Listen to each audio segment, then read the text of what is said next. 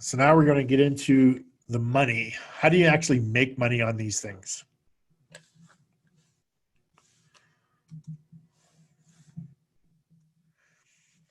Like I said, there's two components. The first step you need to do is you need to lease option from the owner. That's the very first thing you need to do. The next step is determine what exit strategy you're going to use to make your money. Okay. So are you going to turn it into a rent own? That's typically what I do. I like that exit strategy because I have the built-in exit is already there, right? And I don't have to worry about, as I mentioned, I don't have to worry about the repairs and maintenance because I pass that on to the person living in it. So they're going to be responsible for the repairs and maintenance of the property.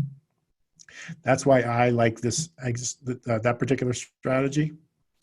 Or you can just rent it out, just do a basic rental. I've done that before. I couldn't rent to own it, so I just turned it into a rental. Still made a couple $100 cash flow for a month for not doing anything. Very little maintenance on the property during the 3 years I was just renting it out. And I just handed it back to the homeowner at the end. Fix and flip, or fix and rent and buy, or buy or sell, or fix and rent to own. I've done some of those, and we'll actually get into some examples of those today. Executive short-term rental, Airbnb rental. Then at the end, you either buy it or sell it. This is what Malik was talking about. He wanted to do executive or short-term rentals, maybe Airbnb. And then at the end of the term, you either just hand it back to the homeowner, or you find an investor to buy it, or maybe you negotiate with the homeowner and say, hey, that worked out so well, let's do another 3-year term. So the one that gives me the highest return on investment, which is basically infinite, is when I turn it into, when I lease option the home for the homeowner, and I turn it into, I'm getting ahead of myself.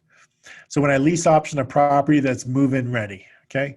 So I get the highest ROI and I have a clear exit strategy. When I get a home that's move-in ready, meaning I don't have to sink any money into it up front, you know, for painting or for any of that other stuff, I don't have to sink any money into it. And then I structure a sandwich lease, meaning I turn it into a rent to own for somebody else. This gets me my highest return on my investment. I find a tenant that has good cash, they have a good job. They just need time and assistance to qualify for a traditional bank mortgage. So the process, I have a very specific process for screening these people.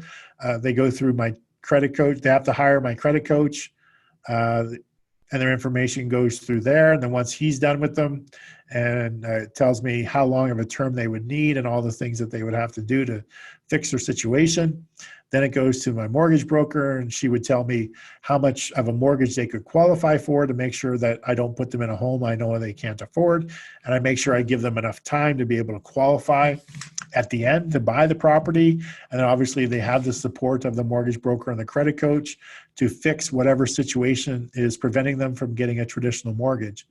In a lot of cases, it could be some blemishes on their credit, or like I said, they're self-employed and they don't pay themselves enough according to the bank to qualify. So we have to advise their accountant how to restructure their earnings for reporting purposes for 2 to 3 years. Maybe somebody's going through a divorce at that point in time, and they just can't put anything in their own name until their divorce is finalized. Otherwise, it could be part of the divorce. So they lease option a place, and then they'll close on it, purchase it after the divorce is final. Things like that. So what numbers do you need to know? So obviously you want to know how much potential profit there is before you enter into any negotiation with the owner. You want to have a good idea of, okay, well, if I'm going to go see the owner, I going to need to know some information before I go. So what are your parameters of the deal? So there's really the 3 key numbers I think that you're going to need to know right up front. How much are you going to give the owner for rent? So obviously, the owner called you, you made an appointment to go see the home, you gathered the information on the phone, so you have an idea of the property. You've done your, a little bit of research and you figured out, okay, what's fair market rent for a property like that. So you have an idea what the rent might be. Maybe you're working with a realtor and you were able to get the CMAs, so you have a good idea of purchase price. And obviously you're even asking the homeowner on the phone. It's like, oh, how much are you looking for rent and how much you're looking to sell the home for? So you can gather this information up. And then how much are you going to charge the homeowner for a management fee? Okay, so we're actually going to go through an example.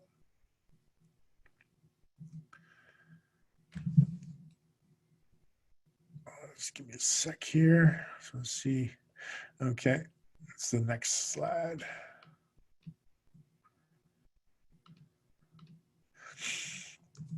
Okay, so rent from the homeowner for less than you charge the tenant buyer. So obviously, if you're doing the strategy that I do, which is lease option, or even if you're doing sandwich lease option, but even if you're doing it, just turning it into a regular rental, like just going to rent it out, obviously you need to rent it for less than what you're paying, what the tenant is going to pay you. Now, there are some provinces and some states where when you're subleasing a property, you have to charge the same amount of money to sublease it that you're being charged for the lease.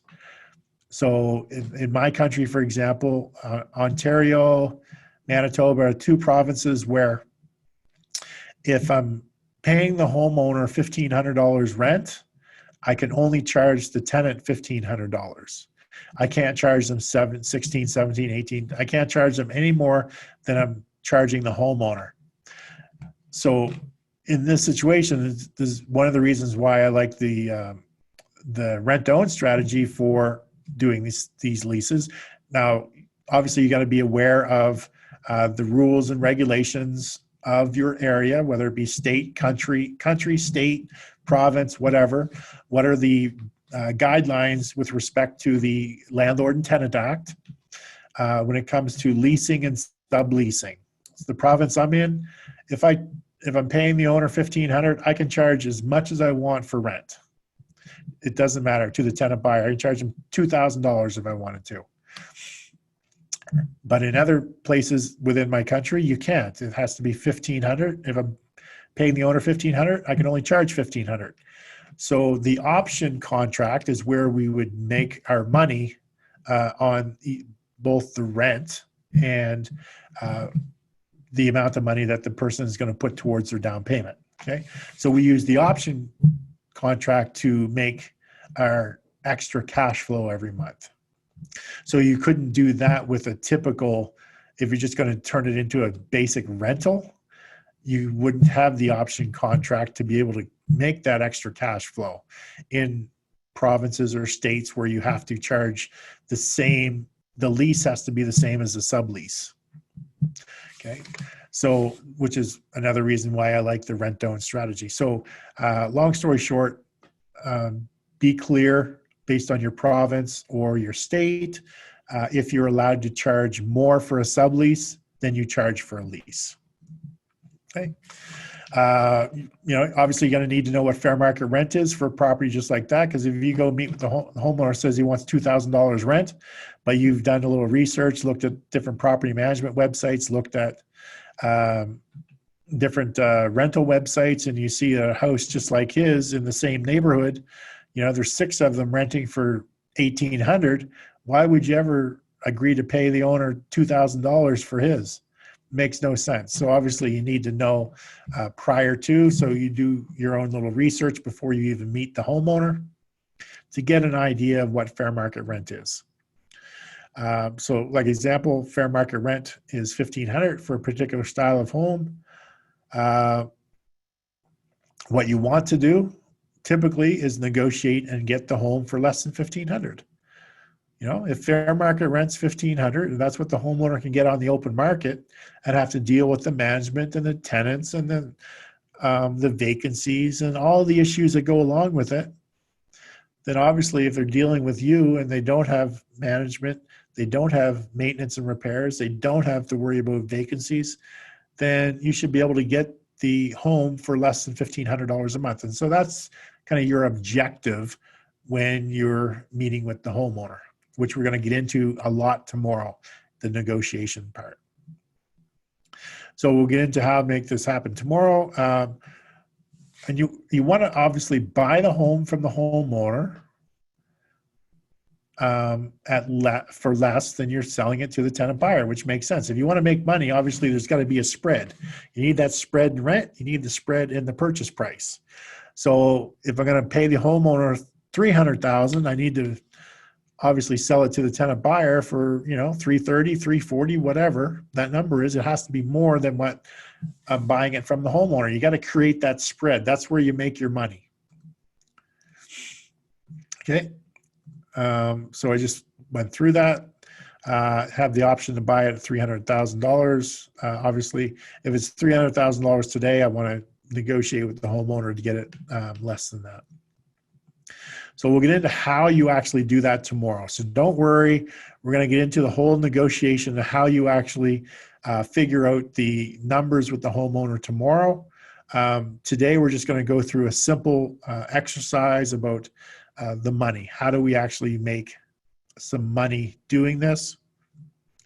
So this was in your handout that you should have got an email about downloading. So what we're actually going to do is actually walk through. Let me find the right spreadsheet. There we go. We're actually going to put some numbers in this just to go through an example, just to give you an idea of like how you actually make money. Okay. So I would like a volunteer. Is there anybody that volunteers to come on with me? Malik said he didn't. I sent an email, Malik, just after I sent the email with the Zoom. So it would have been probably 2 minutes later. I sent the email with the link to the downloads. If you could just check your email quickly for that, I will just make sure that, because I did see a lot of people. Yeah, there was, so 6 people opened it and clicked on it. So maybe you just didn't get it. The email was sent right after I sent the Zoom. So just let me know. Okay, you got it. So I want to is there somebody who wants to volunteer that's willing to come on? Mike, turn their mic on, and you can come on camera if you want, just to go through this exercise with me. Any volunteers? Rather than me just talk to myself. Anyone? Bueller? That's a reference to a Ferris Bueller's Day Off movie, if anyone didn't get it.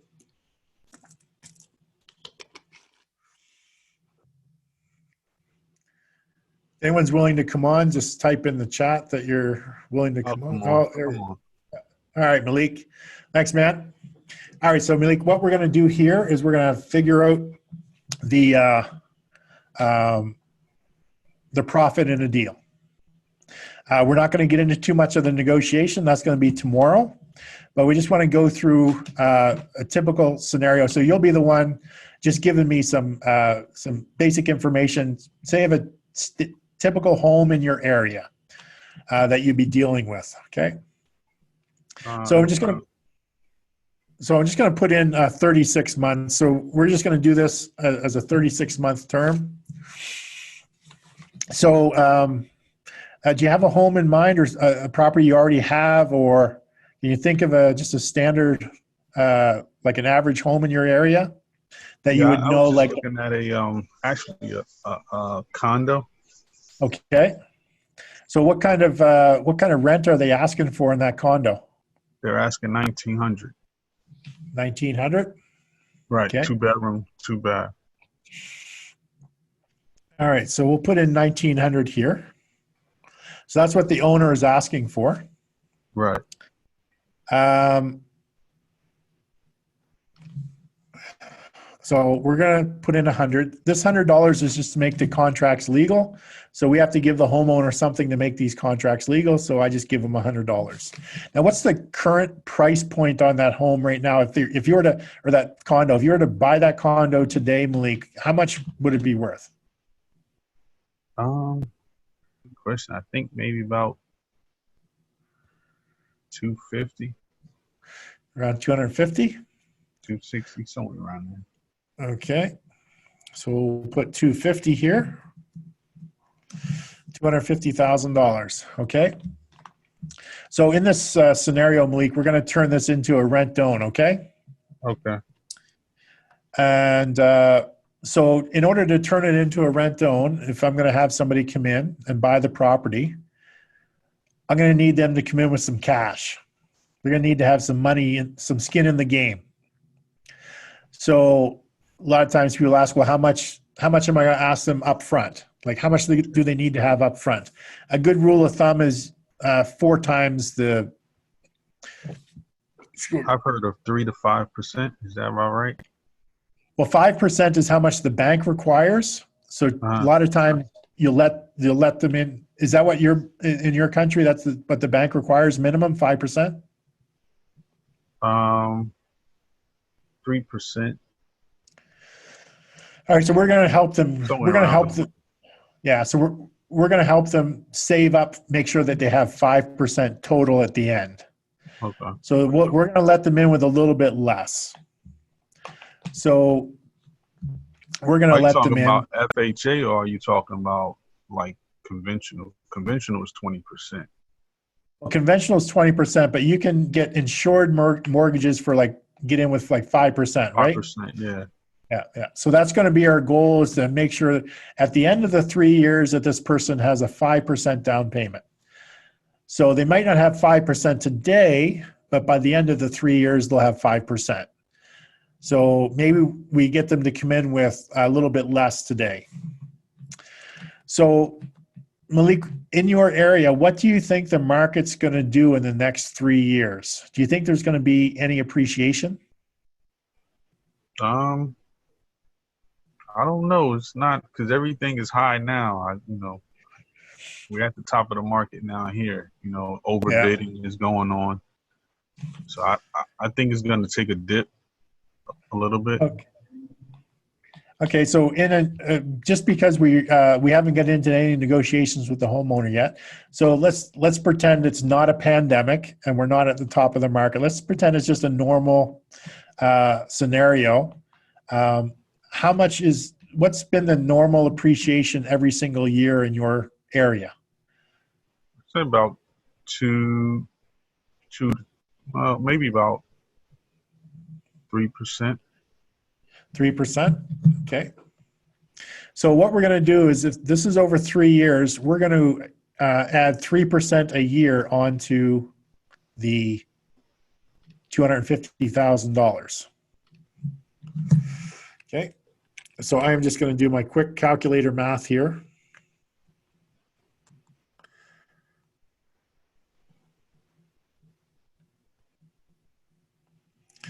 Okay, so that gives us an end price of $273,181. Okay, so if anyone that wants to know how I calculated that, I took $250,000, I multiplied that by 1.03, and then I took that number, multiplied it by 1.03, took that number, multiplied it by 1.03, which is 3% a year. I did that 3 times. And that got me the total of $273,181. So that's our predicted appreciated price that we're going to sell this property to the homeowner or to the tenant buyer at in the future. Anyone have any questions on how I derived at that figure?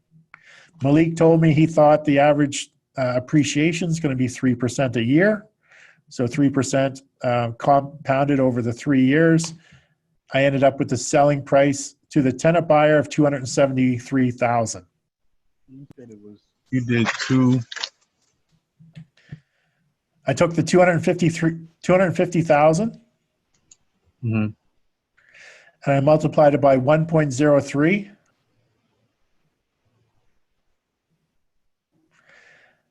And I did that 3 times because there's 3 years. Okay. If there was 4 years, I would have multiplied by 1.034 times. But since we're only doing a 3-year term, okay, so we're going to give the homeowner, we're going to buy it from the homeowner, 250,000. We're going to sell it to the tenant at 273,000. So Malik, based on 273,000, you said you with a mortgage insured with an insured mortgage, they can get a mortgage for 5%, right? Right. So if we take the 273,181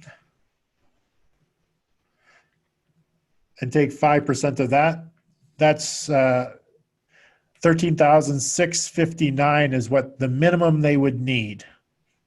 The minimum they would need at the end of the 3 years to get an insured mortgage, they would have to have a down payment of 13,659. So let's just say we're going to help them build up $15,000. We want them to have 15,000 down payment. Okay. Okay. So what we're going to do is we're going to say, okay, well, Mr. Tenant, Mr. and Mrs. Tenant buyer, for this particular property, we want you to have a minimum of $9,000 down. So in order to get in our rent-to-own program, you need to have $9,000 up front. Okay. Now, Malik, if we said we were going to build, if we were $15,000, they come in with $9,000 up front. That leaves us with $6,000 the tenants have to build up, right? They need another $6,000 total for their down payment. Right.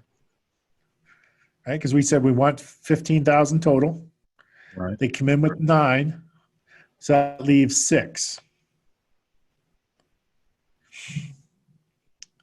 So fortunately, this little spreadsheet, you can see right here, that $9,000 says is actually 3% down, 3.29% down.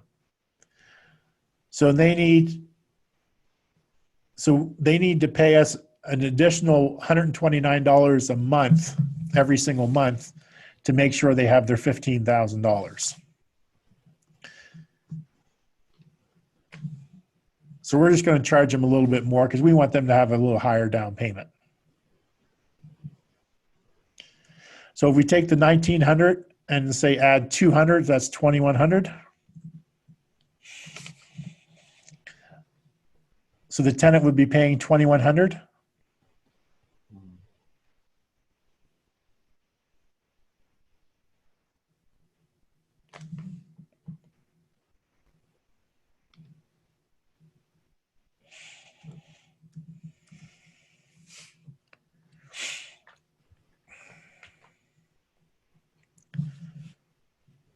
Okay, do you, so we had the 9, we needed 6. So if we took 6,000 divided by 36 months,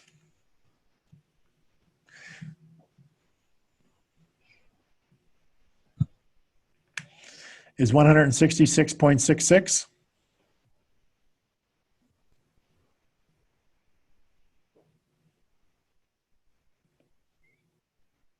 Right. So they need to pay us 166.66 every single month. So I like to round it up to the nearest 100. So I said, okay, they need 200. So I took the rent amount and I added $200 onto the rent amount. That's how I get the 2,100 here. Mm-hmm. Is they have to pay us an extra $200 a month. And then I put 200 here because this is going to be the rent credit. So we're going to say, okay, Mr. and Mrs. Tenant, when you pay the $2,100 every single month, I'm going to credit you $200 towards your down payment. So if you pay your rent on time, $2,100, I will say that $200 of that is going towards your down payment. Provided you pay rent on time, I will credit you $200 towards your down payment. So that's where we put the $200 here. We can see it helps them build up another $7,200 over the 36 months, which gives them a total down payment of $16,200.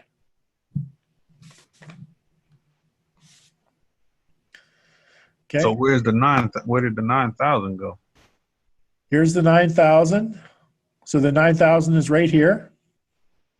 We put in here that we're getting 9,000 from the tenant, right? Mm-hmm.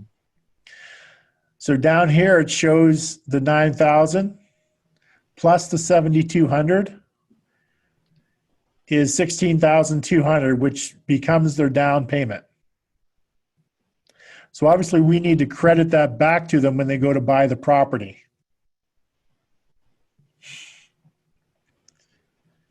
They're going to buy it from 273.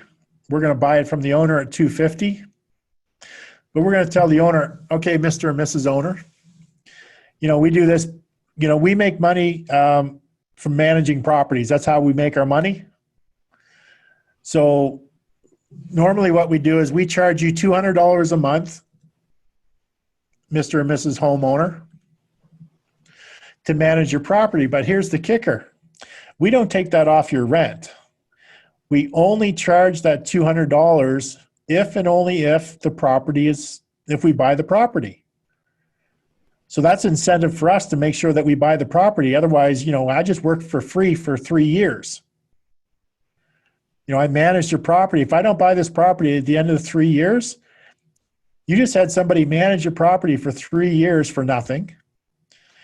You had somebody responsible for all the repairs and maintenance of your property, and it didn't cost you a cent. You had somebody make sure there was no vacancies in your property, didn't cost you a penny. So our incentive to get this house sold is to make sure we get paid. So we charge you $200 to manage the property, but we only get that money if we buy the house. Okay? So here we charge the homeowner the $200 times the 36 months. That comes out to $7,200.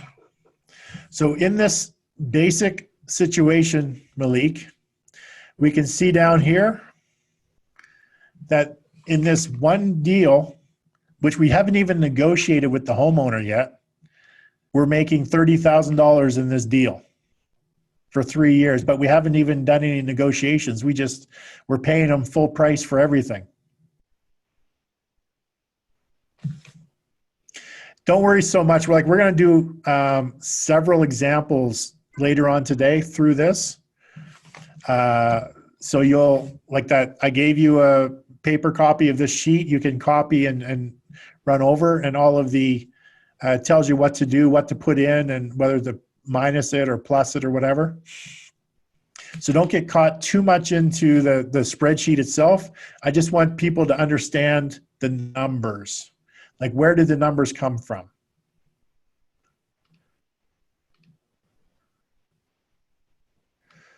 Let's see.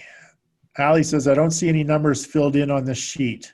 Malik, do you see numbers filled in on the sheet? No. On the screen? You don't? No. Oh.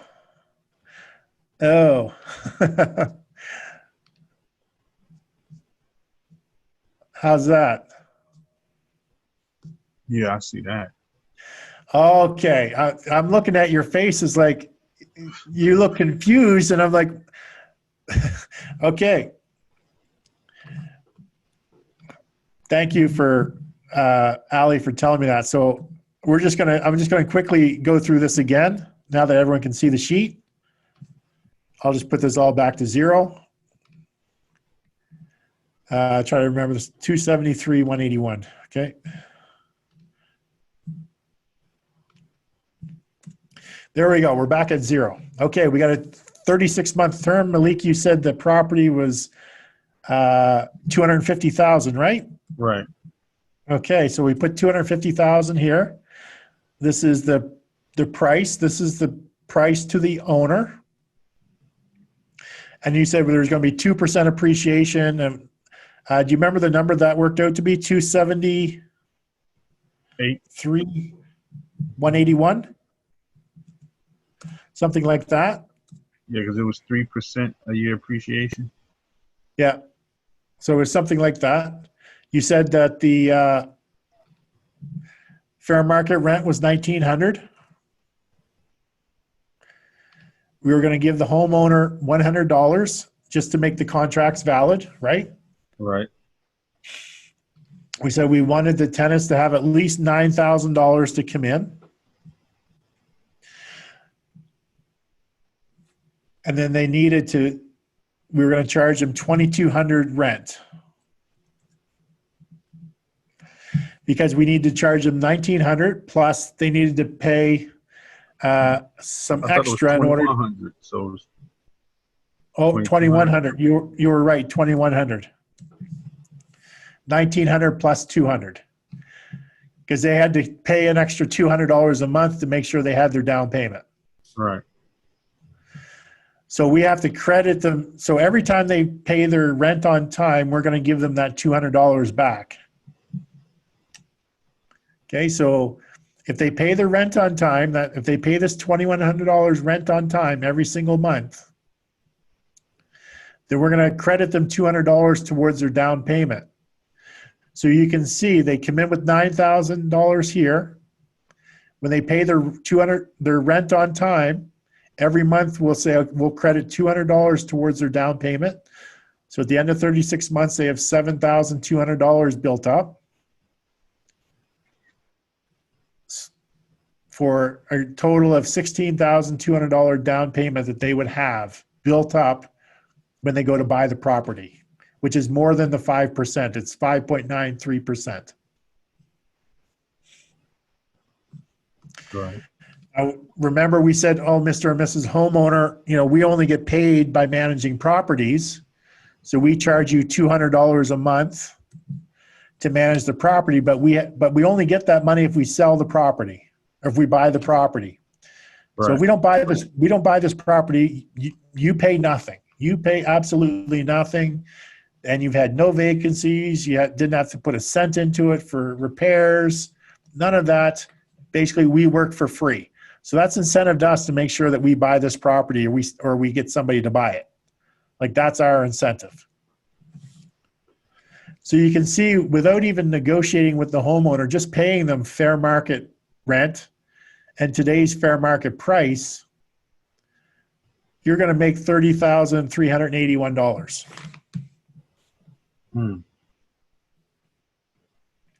over the 36 months. So we haven't even entered into negotiations yet.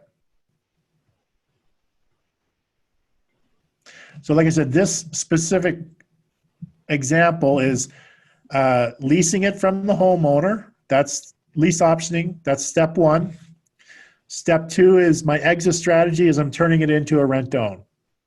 That gives me the clear exit strategy. It gives me the cash up front, pays me cash flow every month, and then I'm going to make cash at the end when I sell the house.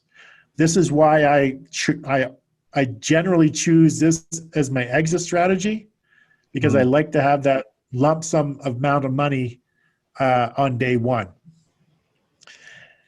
And people always ask, like, how do you calculate how much of a down payment? Well, there's a couple different ways. You either want at least 4 times the rent amount, rounded up to the nearest thousand.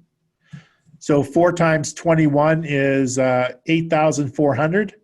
I would round that up to the nearest thousand, so 9,000. Or you would take, I usually take 3% of the purchase price, rounded up to the nearest thousand, which also comes out to, I think, $9,000. So that's how I determine how much of a down payment I want them to have. Either 4 times the rent amount or 3% of their purchase price, rounded up to the nearest thousand. Okay. So don't get too confused about the spreadsheet itself. I just want people to understand the numbers. Like I said, later on today, or tomorrow after we do the negotiations, after the negotiations, this deal should turn into a $50,000 or $60,000 deal. Because we're just giving the homeowner like fair market. Like we haven't even negotiated with them yet. So does anyone have, I'll go back to the group and you, Malika, does anybody, I see there's some questions here.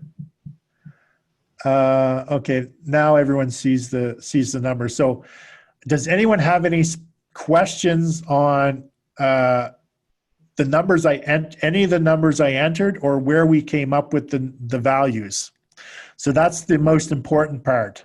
The numbers I entered into the spreadsheet. Do you have a question about a specific number, or how I calculated it, or how it interacts within the spreadsheet?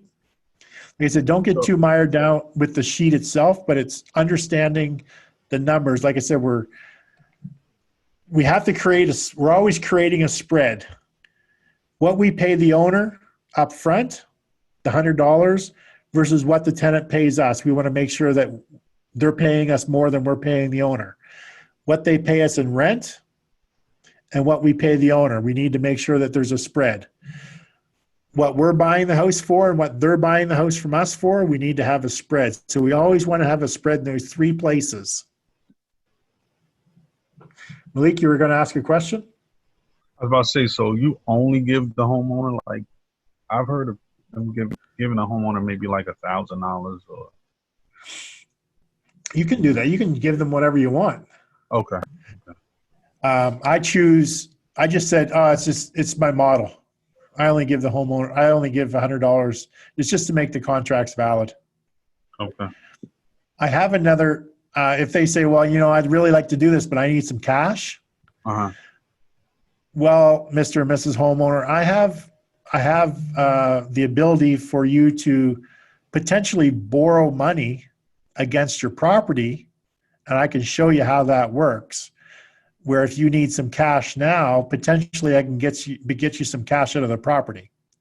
So I'll actually go through that probably tomorrow, show you. I have a spreadsheet that does the calculation. But basically what I'm doing is I'm finding a private lender. So in your country, you can use like 401k as private mortgages, or people with cash that would do a second mortgage. Here in Canada, and I'll show you how you can actually do it yourself just from the deal itself. How you don't have to find a private buyer, but use the money from the tenant and give it to the homeowner, but as a mortgage. So you're registering a mortgage on their property and making interest from it. Mm-hmm. So I can go into that. So typically it's, I only give them $100.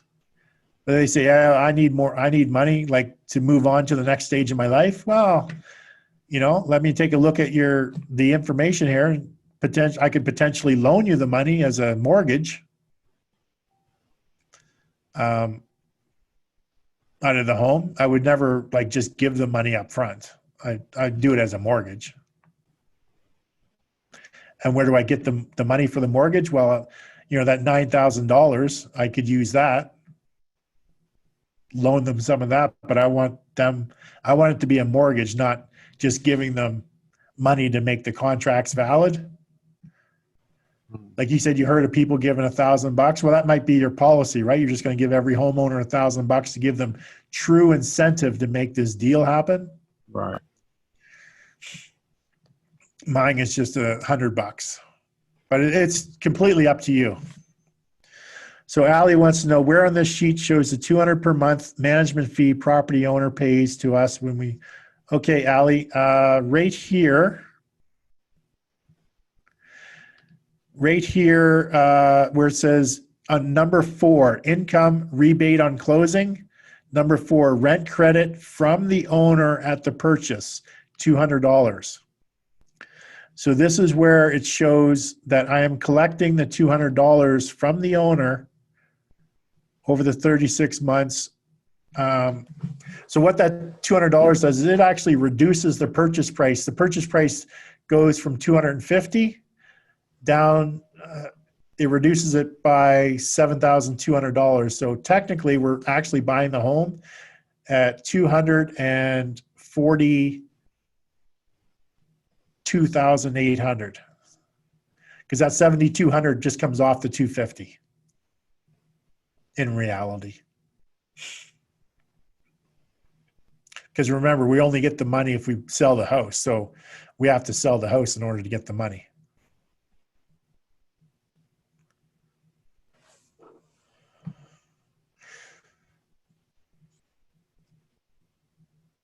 Malik, do you have any questions on this one?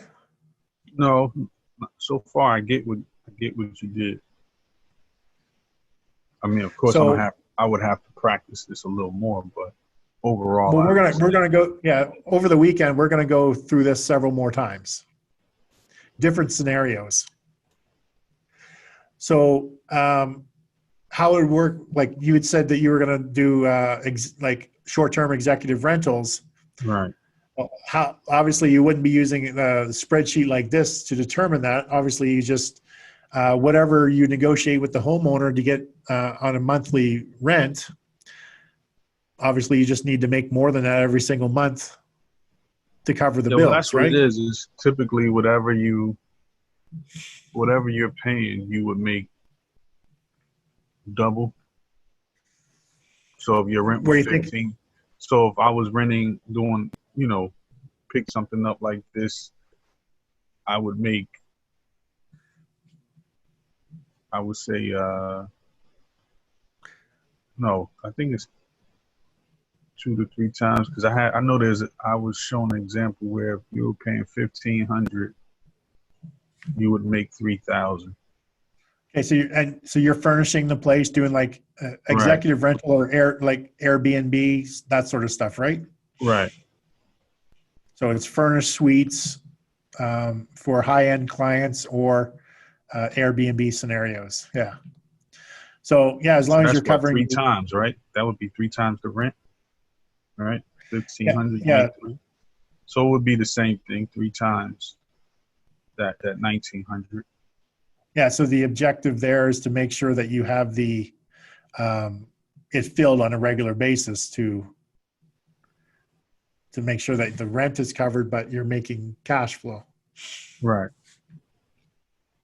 So that's really going to depend on obviously, where you pick the property up, because right, obviously there's some very highly sought after properties in specific areas. Because I think of, okay, in my city, areas like down around the university or downtown, the downtown corridor where they built the new arena for the Edmonton Oilers. That whole district is blown up with restaurants and clubs and entertainment. Like you get people are doing Airbnb and it's right downtown. So you have all the oil executives, all the executives coming in from out of town.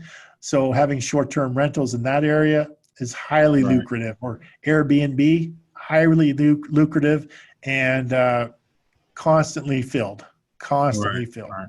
Yeah, I'm about 30 minutes from New York City, so Yeah, and then and a lot of people leave in that city too. Really, there should yeah, be some opportunities. well, they're coming over to New Jersey, so Yeah, and then I'm like I'm about 5 to 7 minutes from downtown North, so all right, so Ali wants to know, so do you charge the management fee same amount as tenant? Oh, no, Ali, it just worked out that way. Because if this was, let me change this to just a $5,000, $5,000 down payment, then the tenant needs to pay more in order to get their 5%. They would need to pay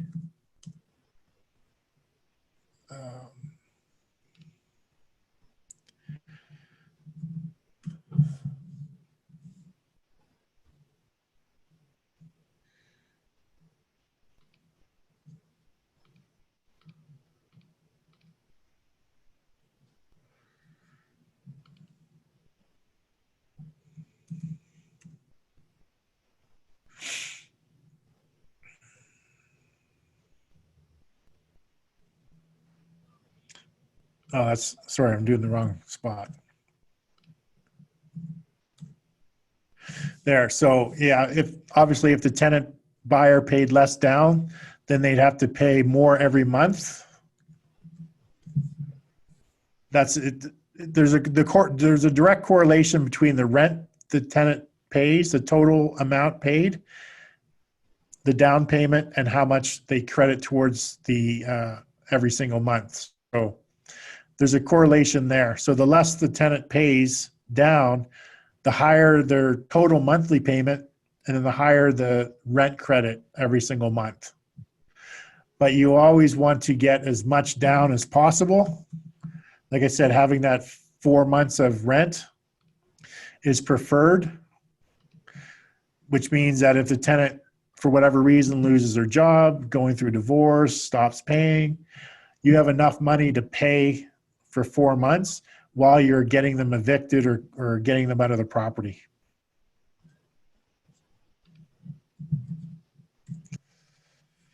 All right. So with that, Ali, so in this example, there's no cash flow yet. Ali, there's $200 cash flow every single month.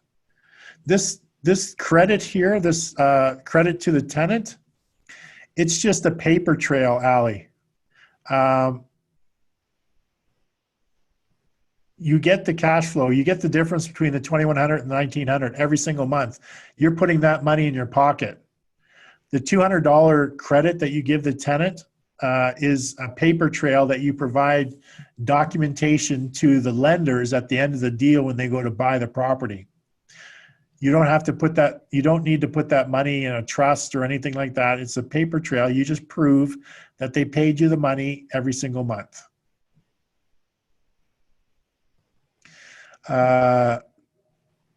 Question is, correct me if I'm right.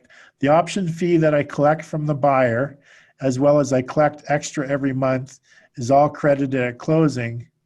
So this is cash flow, but profit. Yes, it's all cash flow. It's all profit. It's just a paper trail that you provide the lenders at the end of the term to prove that the tenant has paid you the money towards their down payment. So I get that much less at closing. It's all calculated in the spreadsheet, Ali. So you can see here under number 4, your gross income is $46,581.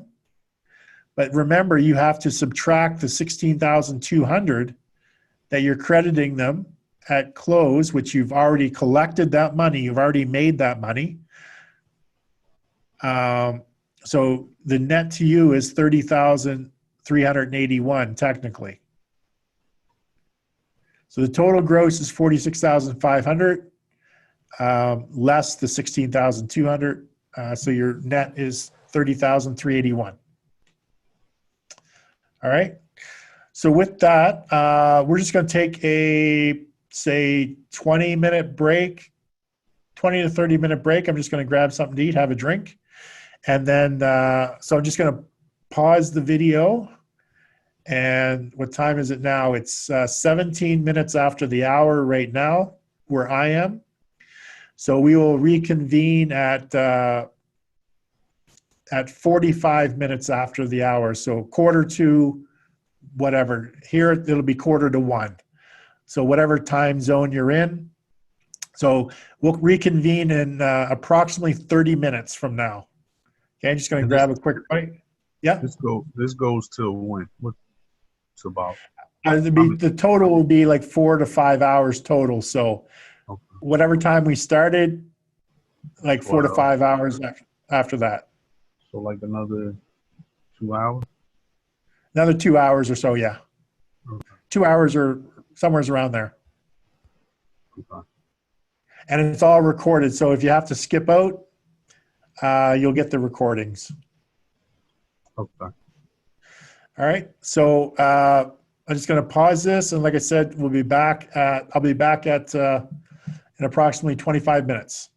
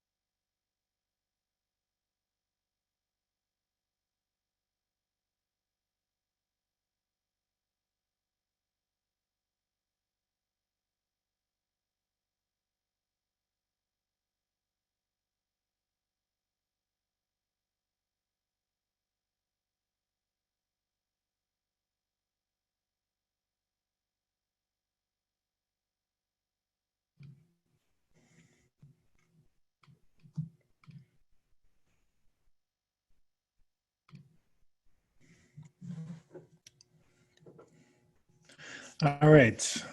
I know I'm back early, but I'll get started if people are back. So if you're seeing and hearing this, just type in the chat and let me know. I do know I said quarter 2, but if if you're all just sitting waiting for me, then we can get started. So just type in the chat and let me know as soon as you're ready to go.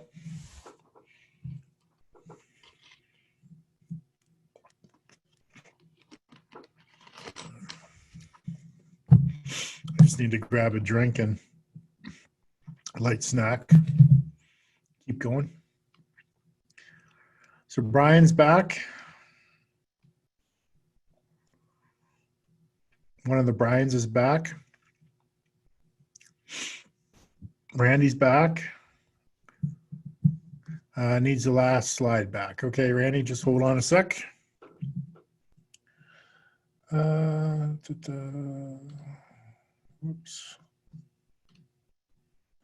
Oh, Randy, you were talking about the actual spreadsheet, right? This one, I think.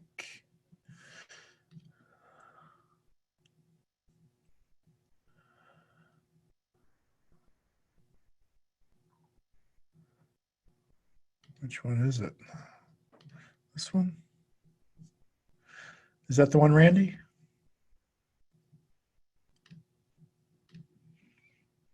Okay.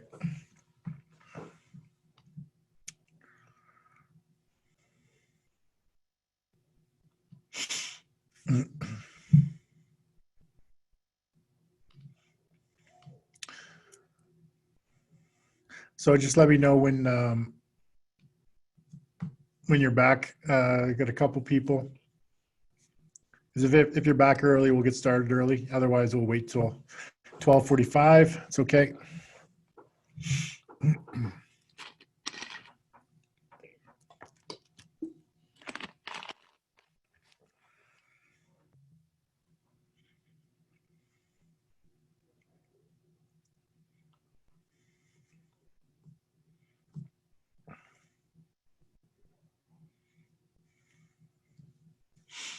And you can see in the spreadsheet down here to the lower left, the annual ROI is infinite.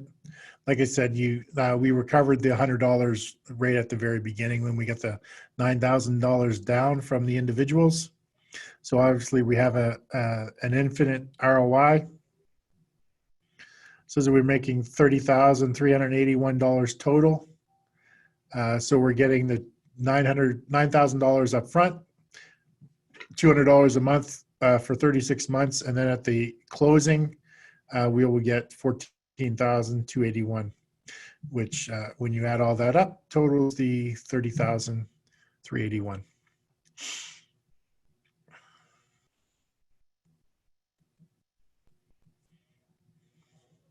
So in the handouts the handouts I gave you, there was one in there that was a blank one of these spreadsheets. You can just copy it, make copies of it, and use it for if you're working through any of your deals.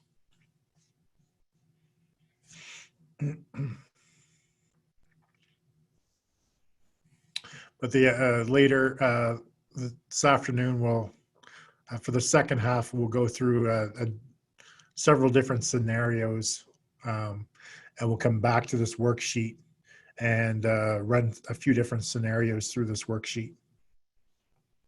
Some different situations, so we'll use it a few more times. And after we've used it a few times, and hopefully everyone will feel comfortable enough, like with that with your paper copy, you'll be able to run the situations yourself. Florence is back. Thanks, Florence.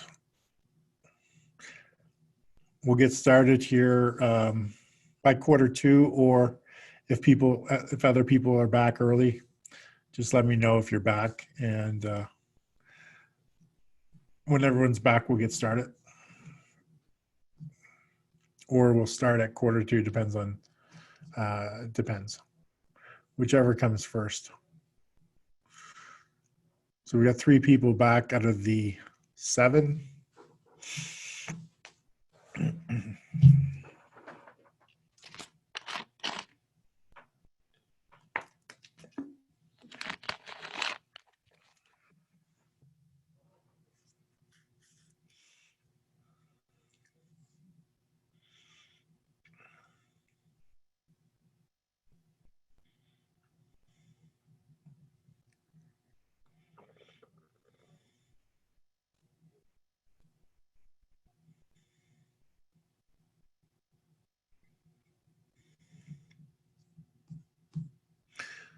So we can see just in this example, like I said, we never really even did any negotiations with the homeowner. We just gave him full price, full rent price, full purchase price for the home.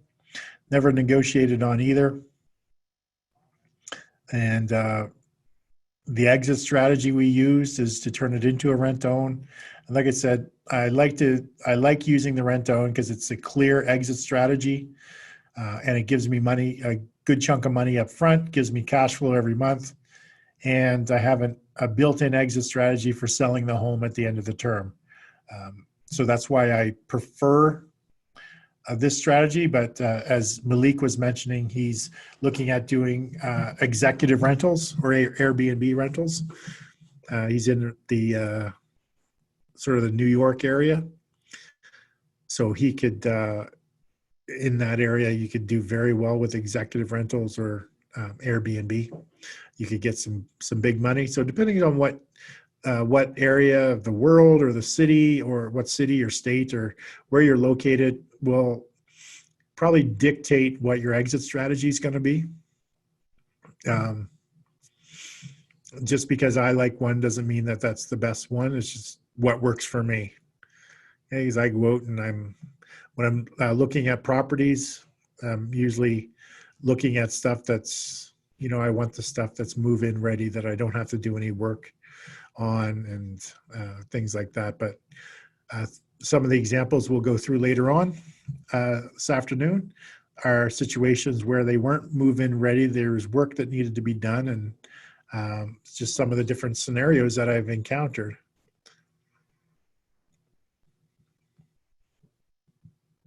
Because once you start doing this, like you get in a groove. I'm looking for, lease option, lease option, lease option, lease option. Oh, this one's a fixer upper. Then lease option, lease option, lease option, lease option. Oh, a pre-foreclosure, lease option, lease option, lease option. Oh, another fixer upper. So it you never turn down a deal. You just need to know how to structure the opportunity that's going to make you money. And when you do it with try to do it with no money in every single deal, there's less risk involved to you or to anybody else.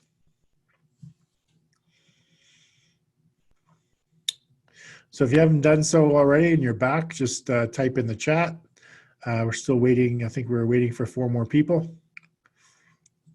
So just let us know. So far, Florence, Randy, and Brian were back. So we're still waiting for a few other people. Just let us know if you're back.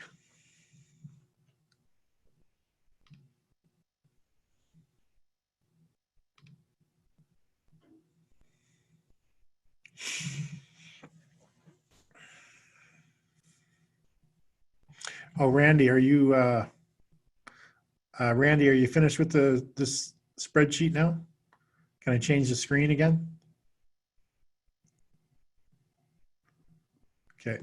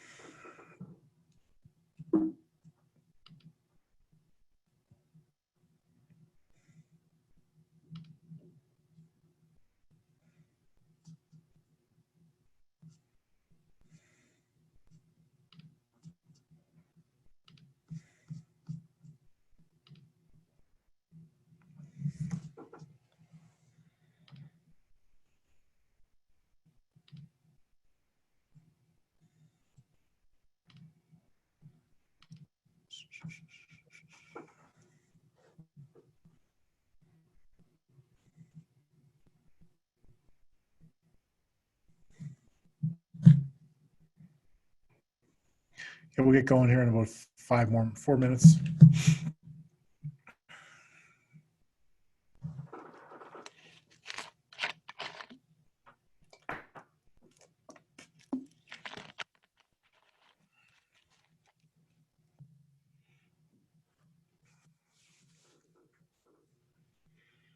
So in that previous example, we made what, 9,000 up front, $200 a month, and that's a very low monthly cash flow. Typically, it's going to be closer to $500. For the ones that I do, it's typically closer to $500 a month cash flow. And but other than that, like I said, we're usually looking to get at least 3% or 4 times the tenant's monthly income or monthly rent value paid up front. And then they will be paying fair market rent plus the additional amount that has to be paid every single month to make sure that they have built up their down payment that they require. In a lot of situations, sometimes we're going to help them build up 5%. Sometimes we're going to help them build up 10%. It's a case by case scenario, but it's always minimum 5% because in my country, people can get qualified for a mortgage with only 5% down through the bank. They just have to get mortgage insurance. As Malik was mentioning, the same thing in where he's at in the U.S., people can buy a house with 5% down. They just have to get mortgage insurance. So I know that there's some people from other areas of the world on, and I'm not exactly sure what their banking regulations are, what it takes to get somebody to purchase a home, how much they need. But the lease option strategy works in most Western countries. You just have to locate a competent real estate attorney, not the typical one that just all they do is buy and sell houses, but someone that's does more of the creative stuff, familiar with it, just to make sure that the way that you're structuring it in your country or your state or city is abiding by all of the rules and regulations of the area, as well as the Landlord and Tenant Act that is built in your area or that governs your area. That would be the only difference. The rest of it is the same.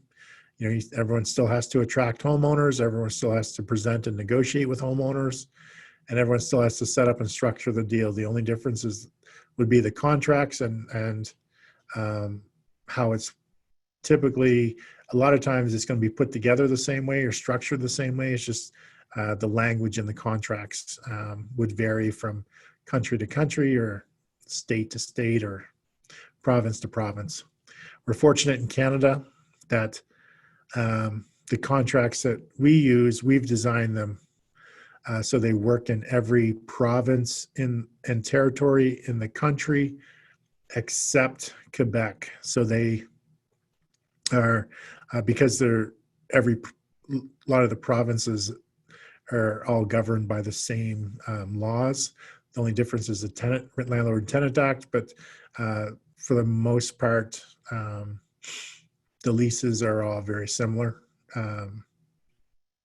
And it's just whatever the act says prevails anyway. But it's mostly the option contract that we're more concerned with. So fortunately in our country, where the whole country except for Quebec is governed by the same law. So we can use the same option contract in every province and territory in the country. Unlike in the US, every state is completely separate, and you would need a specific contract for each state that you're operating in. So if you're operating in 2 or 3 different states, you'd have different contracts that you would use typically for each state with respect to the option agreements. You could use a standard tenant agreement, I'm sure.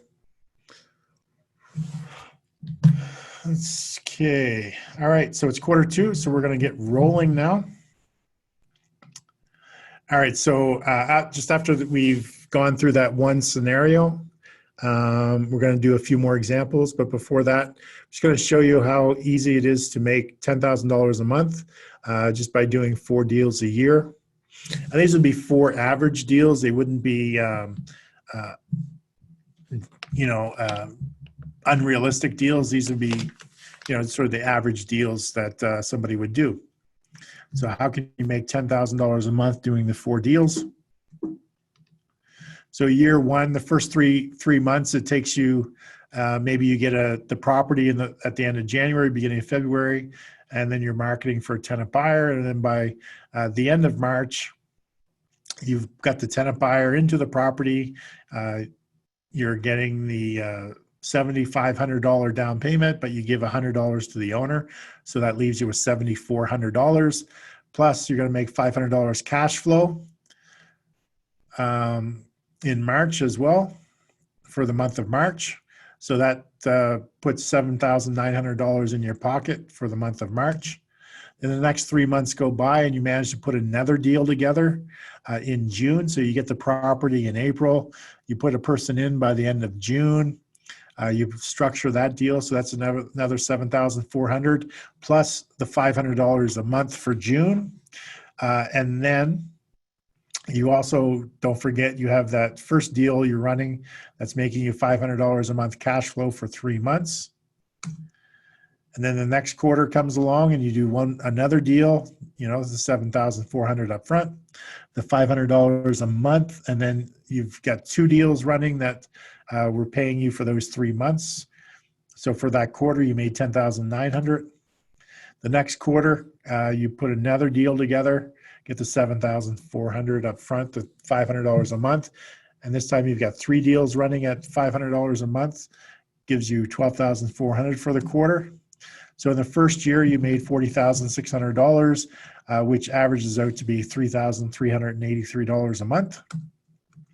Year 2 rolls around, you do another deal in the first quarter, get the $7,400 plus the $500 cash flow.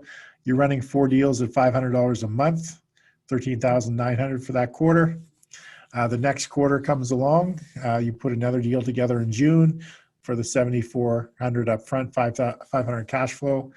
You're running 5 deals at $500 a month for the three months, for a total of $15,400 for that quarter. The third quarter runs around, another deal in September, $7,400 up front, $500 a month cash flow. You're running 6 deals at $500 a month over 3 months, so a grand total of $16,900 for that quarter. And the fourth quarter of year 2, you put another deal together, plus you're running 7 deals at $500 a month over the 3 months, $18,400 for that quarter, for a grand total of that year, $64,600, or a $5,383 average per month. Year 3, you continue on with the same frequency. First quarter, you put a deal together, plus you're running 8 deals at $500 a month cash flow for 3 months, for $19,900 that quarter. The second quarter rolls around, another deal. You're rolling in 9 deals at $500 a month at 3 months, cash flow for $21,400. Third quarter of the year, you're doing the exact same thing. And of course, the fourth quarter, you would do another deal, $7,400 up front, $500 cash flow for that deal. Plus, you're running 11 deals that are making $500 a month cash flow, and you do that for the 3 months of the quarter. So in that quarter, you made $24,400. So that in year 3, you made $88,600, which is $7,383 a month cash flows. Now, year 4 is where things start to get a little interesting. So these are all 3-year deals that you put together. So the first quarter of year 4 is when the first deal comes due. That means the tenant buyer of the very first deal is going to buy the property. But you also added a property that year. You continue to add one deal a quarter. So you added the deal of $7,400 plus the $500 cash flow. Remember, you had 11 deals running already, making $500 cash flow. And one of those deals cashed out. So you made $20,000 at the end of the deal when the house was sold. Now the second quarter, now technically the second quarter, there should be a deal closing, but in this scenario, I wasn't going to make it unrealistic because there are deals that don't close. So in the second quarter, the person that was supposed to close did not close on the deal. However, he still picked up a property for that quarter. You still had 11 deals rolling, and unfortunately, the person did not buy the property, so you didn't get to collect the 20 grand. But in the third quarter, this person did qualify, so you picked up another new property. You got the 11 deals rolling at $500 a month for 3 months during that quarter. The person that bought in the third quarter of year 1 is now closing on the deal. So you're collecting the 20 grand from that deal. So that gives you a quarterly total of 44,400.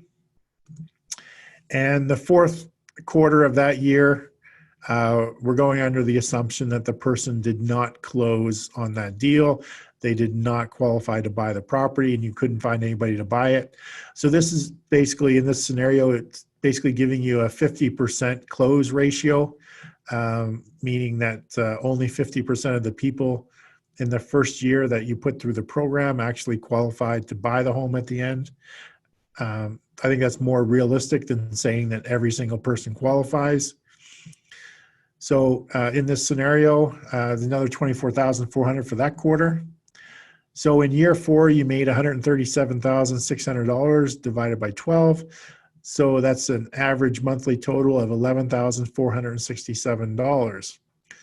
So if you continued on at the same pace for year 5, 6, 7, just picking up one deal a quarter and closing on half of them at the end of the term, from year 4 on, you'd be making over $10,000 a month on average, as long as you're picking up one deal every single quarter. So every 3 months you're doing a deal, and every second deal is closing at the end of the term. Then you're looking at making, over the $10,000 a month average. Okay, so that's how you'd make over $10,000 a month doing 4 deals a year. So now we're going to get into some unusual situations. I think unusual situations is probably not the right terminology, but these are not your standard lease options where you got a nice move-in ready house and you're just putting in a tenant buyer to buy the property through a rent-to-own program. These are situations that arise where you got to get a little bit more creative. Okay, so we're actually going to run through some examples. So we'll be flipping back and forth through some spreadsheets going through this. Now, the first one is a lease option, a fix, and a buy and sell. So this is where, the homeowner contacted you. Their property needs a lot of repair. They're not able to, they're not selling it on the market. They contacted you, but it needs a lot of work.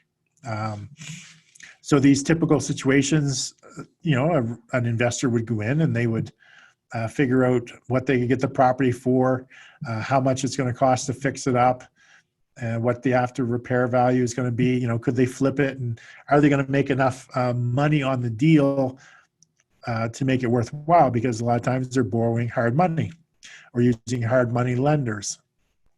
So they're paying a premium, obviously, for using the money. So the exercise we're going to roll through is we're going to calculate the lease option and then the fix and the sell on the property.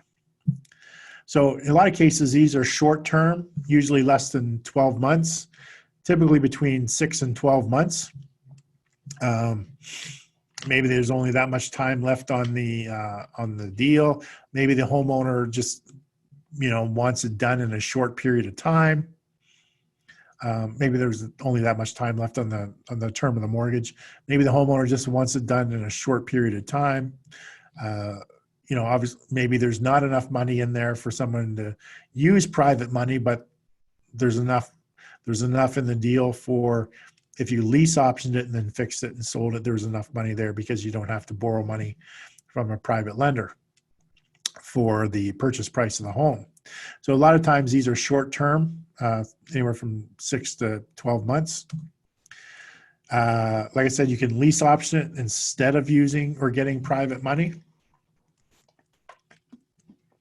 This way you can offer the homeowner a little bit more on the purchase price, because instead of paying the private money lender, you can pay the owner a little bit more money.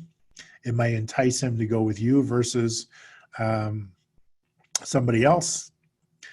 And there is a way, I'm not going to get into how, but there is a way that you could actually structure this and use the labor and the materials as your down payment, the value of your down payment, where you could actually purchase the home yourself, and use the amount of the labor, whatever the labor would cost, and the materials that could be used as the actual down payment itself, verifying proof to the lender that amount is what would typically be put in for the work that you did.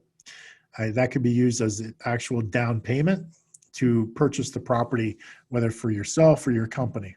So there is a way that you could actually do this and purchase the property yourself, and then end up refinancing it to pull out your cash. All right, so example. So this is the example. We're actually going to run through this example. So in this situation, the holding costs, the total costs for the property, the mortgage, the taxes, and the insurance, and the utilities, all total come to $1,800 a month. And the homeowner wants $250,000 for the home, and we're doing it within a 12-month time frame. And we've already had a realtor do the comps for us. So the after repair value is $390,000. Okay. And we've already gone through the place and determined that the repairs are going to cost us $60,000. So just imagine you're going through a home, needs $60,000 worth of work.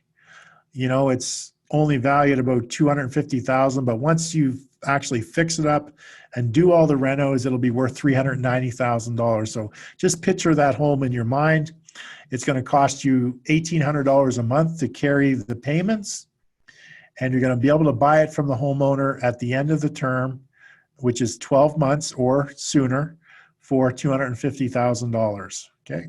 So what we're going to do in this scenario is we're going to go through how we would actually do this. Okay. So the first thing we need to do is we need to lease op. Remember, step one is always lease option from the homeowner. So we're going to lease the property pay the homeowner $1,800 a month lease. We're going to do an option to buy the property. The terms are going to be $100 up front, 12-month term, and the purchase price at the end of the option term of the 12 months is going to be $250,000. So that's step one, getting it under contract. $1,800 a month rental payment or lease payment to the owner. Then the option contract, the terms will be $100 up front, 12-month lease, $250 purchase price. Okay. So now we have to, I forgot to open that one. Now we have to actually go through and to determine how much we're going to make on a buy, fix, sell. So in the handouts, I actually printed this off for you, but we will actually work through, I will work through the spreadsheet.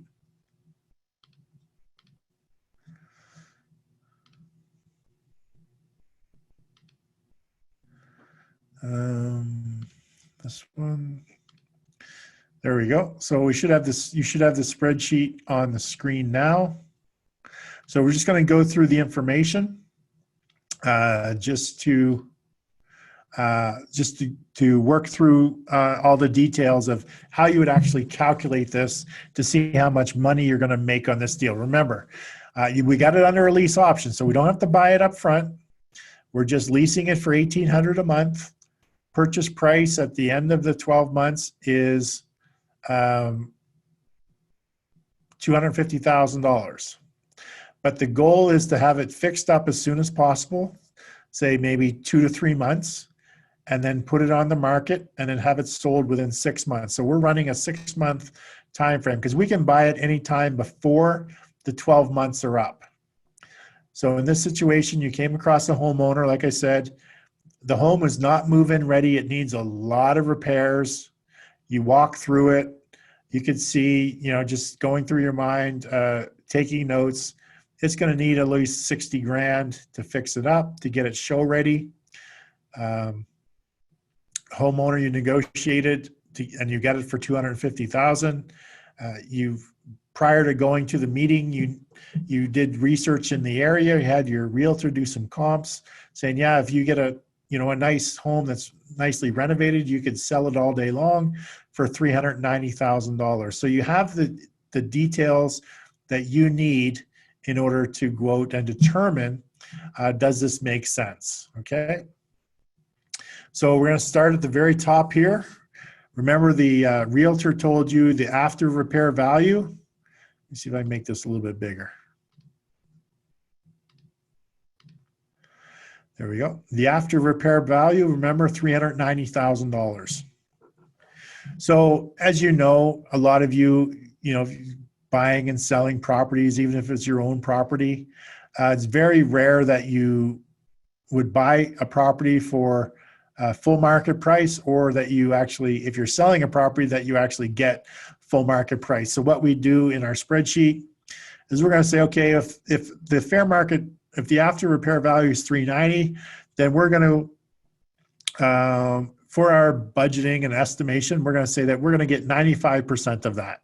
Because obviously we want to be conservative in our estimation. So we're going to bank on getting 95% of the after repair value when we sell the property.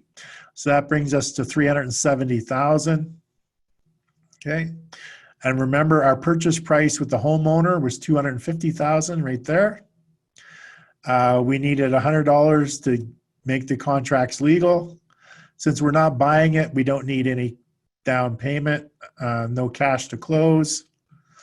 So we estimated as we're going through that we're going to need $60,000 to do the renovations. Now, whenever you do fixer-uppers or fix and flips, you always have a contingency, because I'm sure all of you have watched those HGTV shows, fix and flip. They're always finding something that they couldn't see on the onset when they start ripping walls and floors apart. There's always something that comes up that they didn't budget for. So you need to make sure that you have a contingency in your budget. Most investors put a 10% contingency in at least. So we've built that rate in. So if we're saying it's going to cost us $60,000, we want to make sure we have an extra $6,000 for a contingency.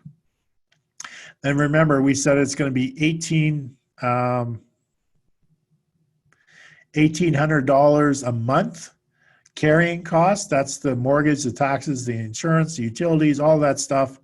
So if we take $1,800 a month, remember we said we're going to have this done in a couple months and then up for sale, and we're going to be out of the project in 6 months. So we banked on 6 months of carrying costs at $1,800 a month, and that gives a grand total of $10,800. So we're budgeting for carrying costs of $10,800. Now, closing costs. So once we put the property, it's all done. We put it up for sale with a realtor. We're going to pay our sales commissions, and we have our closing costs that we have to pay out, whether it be with the lawyer or escrow corporation, like depending upon your country, whoever you have to pay in order to sell the property. So we're going to budget for $20,115. We're not going to have any income during the time frame because we're just going to be going full blazes ahead, getting it fixed up and getting it on the market. So we're not going to be renting it out. So like I said, our anticipated selling price, the 95% is going to be $370,500. Remember, our purchase price $250,000.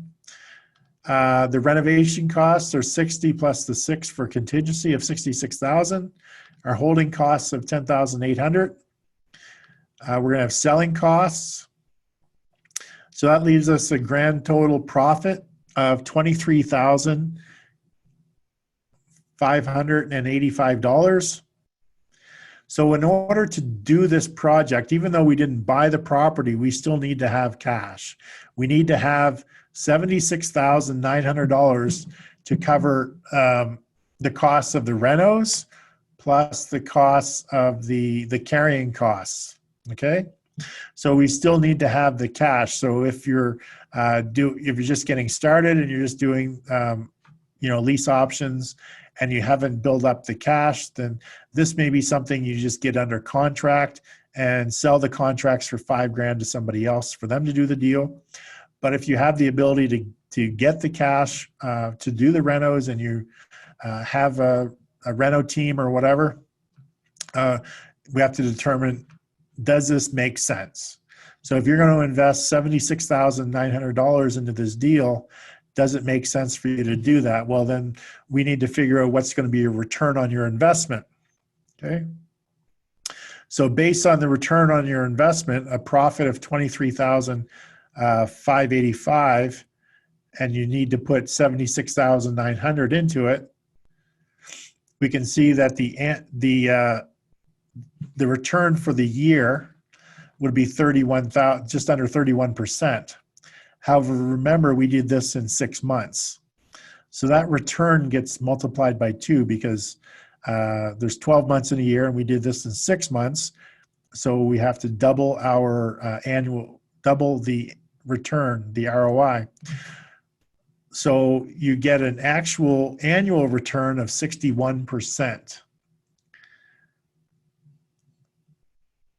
So putting $76,900 into the project will get you an annualized return of 61% or 31% ROI just on the cash coming out for the 6 months. Okay, so is it worthwhile? My opinion, yes, because you're making 61% return on your investment. For most real estate investors, if they're doing fix and flips, they're looking to get at least an annual return on investment of 35% or more. A lot of them, like everybody's different, but if we took a poll of a lot of real estate investors, if they're doing fix and flips and they're netting out 35% annual ROI on the projects on a regular basis, they're going to be pretty happy. Okay, so this one's going to get you a 61% ROI. Remember, we didn't have to put the money, the $250,000 down initially, so that dramatically increased the ROI, because if we actually had to buy the property using private money, then it might not have been worth it, because we would have been into this project for $326,900. So we would have been into it for a lot of money to make $23,000. So in that case, it probably wouldn't have been worth it for a typical fix and flipper to buy the property, sink this much money into it and do the deal. But because we didn't have to put the $250,000 into it to buy the property, it made it much more attractive and lucrative to do the fix and flip. Okay, so in this situation where we lease option the property, instead of just buying it outright, step one, lease option it from the homeowner. So we did, paid him $1,800 a month rent to make sure that all the costs were covered, and purchase price of $250,000. We had 12 months to do the project, but we wanted to get it done in 6. Get all the renos done within the first couple months, and give at least 3, if not 4 months to get it sold. Okay. And we were budgeted very conservatively, 95% of after repair value, putting in a 10% contingency, being very conservative with our budgeting, making sure that, that there's lots of money in there for the repairs. And so you can see in this scenario how you could use a lease option. Remember, the lease option is step one, how you could lease option a property that needed repair, and how you could determine if you can make money at it. Okay. So running it through a spreadsheet, something like this, to just show you, okay, does it make sense? If I lease option it and I factor in for all the repairs and holding costs, could I actually do this?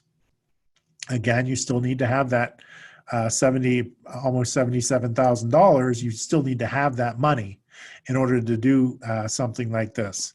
I was just contacted. I was telling one of the Brians on here, the Brian that's in Edmonton, yesterday, that a homeowner I sent out an email to all the homeowners that have opted into my system and that are, we're looking at my services. Sent an email just, trying to get an update, just touching base, what they're doing. And she wants to sell her house, but it needs repairs. So she said, what can I do? So I sent her a message, said, send me your phone number and I'll call you. But this would be a very similar, I don't know what kind of repairs it needs. I don't know anything about the house. I just said, send me your phone number so I can get some information. But this is exactly what I'd be going through. Is like, okay, what would I do? What would I get the property for under a lease option? Like, what does it make sense to get it for? And then I have to run through the spreadsheet to say, okay, how much is it going to cost to fix? What needs to be done to determine that? And then, okay, well, I'm typically don't manage teams. I don't have reno teams or anything. So then I got to find, okay, what investors do I know that do this, and get it under contract, and then lease option that, or wholesale the whole deal to somebody that actually does reno work, and to see if it's going to be a fix and flip, or if it's just cosmetic stuff. Then I would maybe wholesale it to another person that does rent to own, where they have contacts to do some of the reno work, if it's just minor cosmetic stuff. Okay, so I was actually contacted yesterday about this exact same scenario, but I don't know the condition of the home. So you'll come across this maybe more often in most cases, it's going to be cosmetic stuff. And so you have to determine, okay, if I'm going to have to put some money in it, how much money am I going to put in, and how soon, and what's my exit strategy going to be? How long of a time frame do I have? So we'll go through a different scenario. This scenario, but a different time frame. We'll run through that example next. Okay. Does anyone have a question about this particular example? Like I said, it was pretty clear cut. It's like we have short term, we get it under lease option, and the exit strategy is to fix it up and sell it. Clear exit strategy, just like a buy, fix, sell, fix and flip, whatever you want to call them. But instead of buying it, we lease optioned it first. Okay, so we didn't have to use private money. Okay.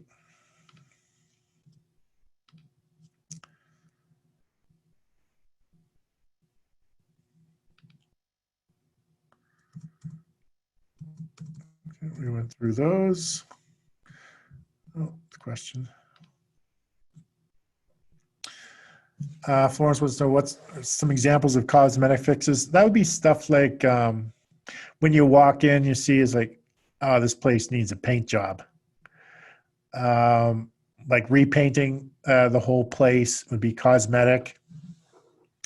Maybe some new hardware for the kitchen cupboards, things like that. Typically cosmetic would be like 5,000 or less, where you're not renovating an entire kitchen or renovating an entire bathroom, things like that. Obviously that's not cosmetic, but if it's just, I look at cosmetic, maybe it's 5,000 or less. Maybe you got to do a small area where you're just updating some flooring. Maybe you're going to put in some nice vinyl planks or some nice laminate or something in a small area, or you have to replace a section of carpet, or the place needs to be repainted, or maybe just some outside landscaping needs to be done. But typically it's less than $5,000 would I'd consider cosmetic.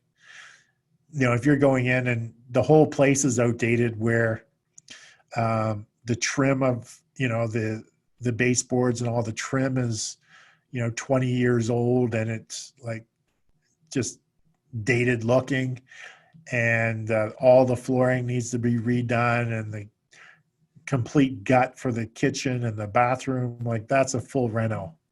But if it's just repainting the entire place, maybe some new light fixtures, maybe you can just get away with, painting the kitchen cupboards and new hardware to make it look more modern, stuff like that. That $5,000 is sort of my cutoff. It's also stuff that if I had to, I could actually do it myself. So I'm not a handy person, but I could actually paint walls, and I could replace hardware on something. And I've laid some laminate floor before. So that stuff I know I could actually, if I had to, and I could actually do it myself.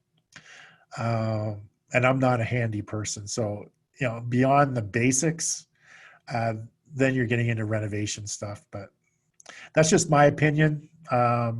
I just use that sort of metric of 5,000 or less. And that's 5,000 in my marketplace, because everybody's marketplace is different. Because it may cost, you may be able to hire trades for a lot less in your market or a lot more, depends on where you are. So in my market, if it's less than $5,000, I'd consider that cosmetic. And as long as we're not ripping things apart, redoing wiring or plumbing, or ripping out whole kitchens or whole bathrooms, like I said, it's typically painting, maybe the odd bit of flooring, light fixtures, maybe some new trim here or there, landscaping, just to give it a nicer appeal when you walk in.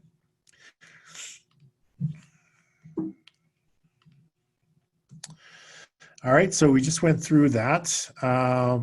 Like I said, this one here, I'd get under contract and I would flip the whole deal to somebody else that specializes in renos, because this one here would be a full reno job, and that's just not my thing.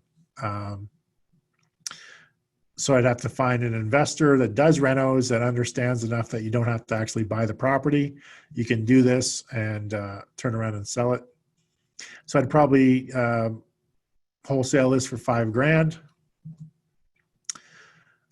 So that's the lease option, fix and sell. So we're going to run through the same scenario, but we're going to do the assumption that it's a 36-month lease option. So, so let's say it takes 6 months to fix it up, and we're going to do a 30-month rent to own. So after it's fixed up, we're going to run it as a rent to own. We have the so different scenario. Now we have it, we lease option it for 36 months, not 12. So we've got the whole property for 36 months, but we still had to do the initial renos to get it up, looking good.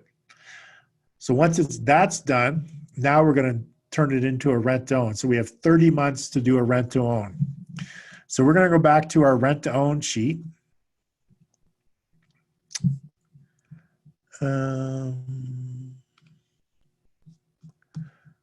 Okay.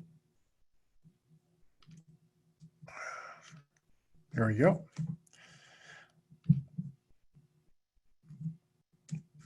Okay, so we've I'm just going to clear this out for now.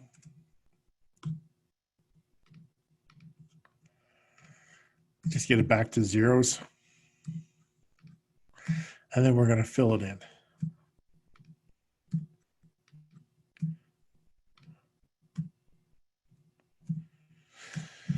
Okay, so one thing we do know is it's going to be a 30-month rent to own. Remember, we had it for 36 months, but it took us 6 months to fix it up. So now the place is fixed up, but we're not selling it. We're just going to rent to own it. So we got to figure out, okay, how much money are we going to make on the rent to own?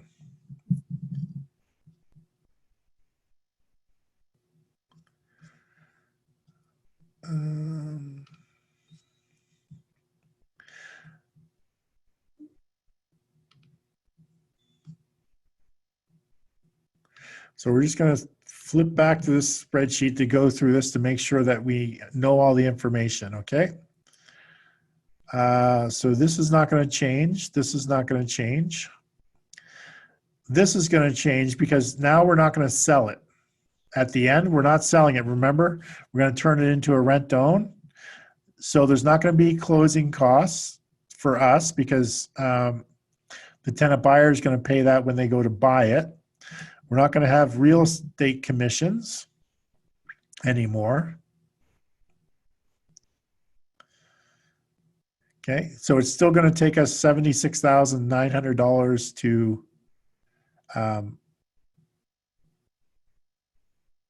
make this happen. Okay. So we'll go back to our sheet. So down here, we're just going to put 76,900. So we know that's how much we had to spend in order to make this happen. Okay. Remember, we gave the homeowner $100 to get started. We're buying the house at $250,000. Remember, that was our lease option agreement that we had with the homeowner. Remember, we changed it. It's a 36-month lease. We're buying it at $250,000 because it needed so much work. But we had it for 36 months. 6 months were spent fixing it up. That left 30 months that we're turning it into a rent to own. Okay? So we're calculating the overall profit that we're going to make on once it's fixed up, rent to own, and then sold to the tenant buyer. Okay. So we know the home is worth, whoops, this is $1,800. We're paying the homeowner $1,800.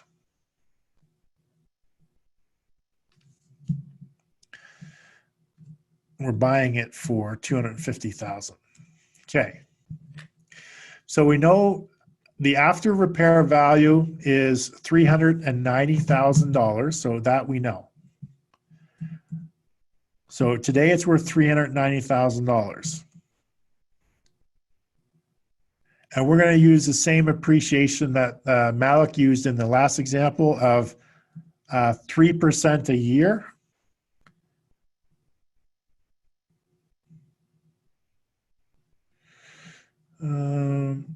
And it's over 3 years. So even though it's 30 months, we're going to calculate the appreciation over the 3 years. So we're going to add 3% appreciation each year for 3 years. And this did not accept the formula. So I'm just going to manually do it. That's the difference. This is the difference between using numbers and Excel, I guess. So 390,000. Let's see.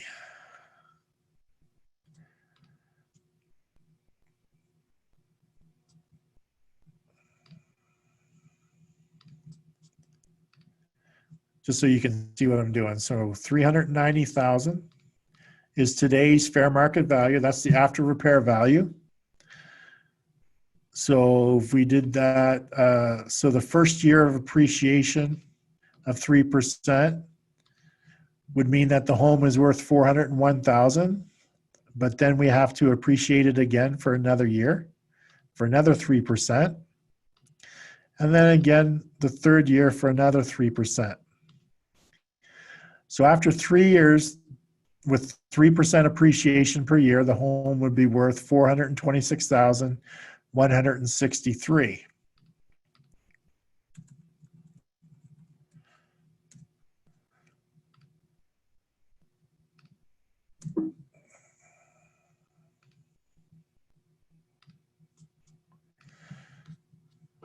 So we have to put that in here, 426, 123, I think. 163. That's going to be what that's our estimate as to what the home is going to be worth 3 years from now. Remember, we renovated, got it up to 390,000 after repair value, added 3% appreciation per year for 3 years, end purchase price to the tenant buyer, 426,163. Now, this is a nice new home. It's completely renoed. So we're going to want to make sure that the homeowner's coming in with some serious commitment. So we're going to say, okay, Mr. and Mrs. Tenant Buyer,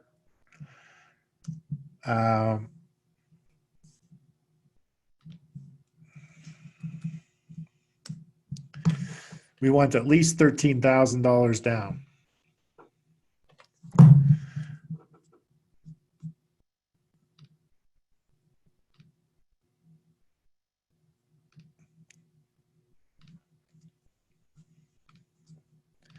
So we need to calculate what percentage, how much of a down payment the tenant buyer is going to need. We know that they need to have at least 5%. So what does that equal? So they need to have at least $21,306. So let's say $21,500 minimum.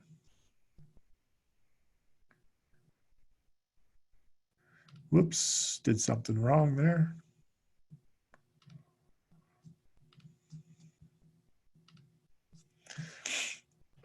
$21,500 minimum.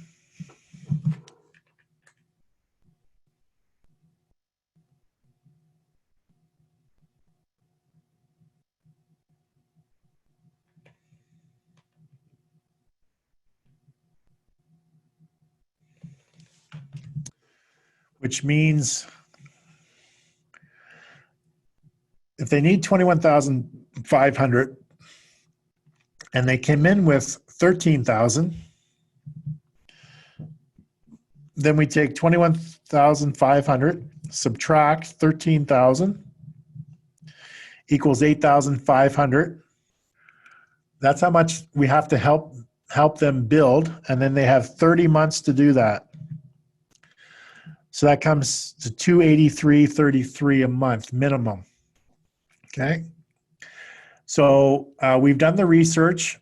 We found out that the fair market rent for a home just like this, newly renovated homes like this right now are renting for $2,000. So the base rent that we can get is $2,000. But remember, they have to pay an extra $300 a month so we can add that towards their down payment. So they'd be paying the base rent of $2,000 plus an extra $300 a month. So that's $2,300 a month they would need to pay every single month.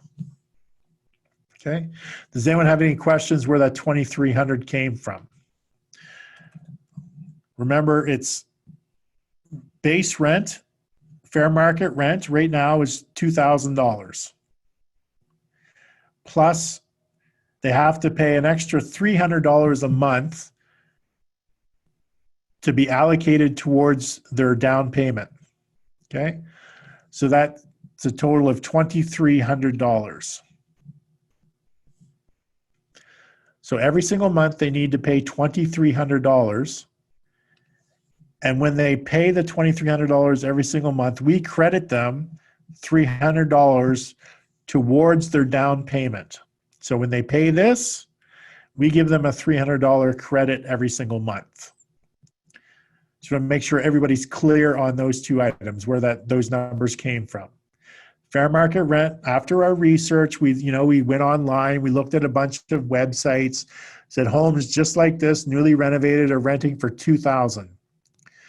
Okay, great. So the rent part is $2,000, but they need to pay extra money every single month so we can help them build a 5% down payment. We know that's they need at least close to $300. So let's just round it up to 300. So they pay $2,000 plus 300 every single month, so 2,300, and we credit them back the $300 a month. Okay. And in this scenario, we made a deal with the owner where we're not going to charge them any management fee, just because we're fixing up the property. Okay. So now let's take a look at how this all shakes out. We got $13,000 up front. We paid the homeowner $100. We're paying the homeowner $1,800 a month for these 30 months that it's already been, after it's been fixed up. We're collecting $2,300 a month, so we're getting $500 a month cash flow for the 30 months. At the end of the deal, we have to buy the home from the homeowner for $250,000, but we're selling it to the tenant for $426,163. Okay, so that gives us a gross income of $204,163. Okay, which is these three numbers added up. However, we have to credit back the tenant buyer's down payment. So the $13,000 up front, the $9,000 that accumulated over the 30 months. So we're crediting back the $22,000.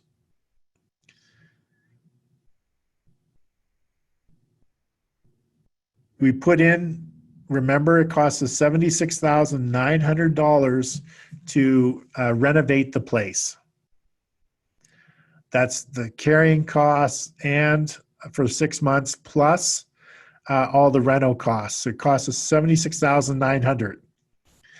So that left us with a net total of $105,000 on the deal. So how does that work out? Well, that gives us a 65.8% annual return on investment. So we put $76,900 into the deal. We made a net profit of $105,000. So we have an annual ROI of 65,000 or 65.8% ROI. So the question becomes, is this worth doing as a lease option, fix, and rent to out? Are you willing to invest the $76,900 up front to do this deal? That becomes the question. And you can see that you're going to make a 65% ROI in this situation. So this is just a different example of using another exit strategy or combining exit strategies when you lease option the property. Okay. So I picked the rent to own as an exit, but you could have, if you had this for 36 months, You could have done what Malik did. Malik is planning to do. You could have renovated, put that 76,000 in, renovated the property, and then for 30 months turned it into executive rentals. That could have been an exit strategy. Or you could have just rented it out to tenants. That could have been an exit strategy. So there's a lot of different things you could do with the property once you have it under contract with the lease option, and then you invested the money to fix it up. Then you have to figure out, okay, what am I going to do next? What am I going to do with the property next? And does it make sense? Is it worth my time, effort, money? You know, for a 65% ROI, I definitely think it was worth. It would be worth investing the 76,900 into the project in order to make that kind of a return. Okay. Does anyone have any questions on this particular example? Like I said, all we did was we took the previous example where we fixed it up, but instead of selling it, we said, well, what if we had it for 36 months? What would our exit strategy? Well, we turn it into a rent own, and how does that look? How much money are we going to make? Okay. Does anyone have any questions on this example?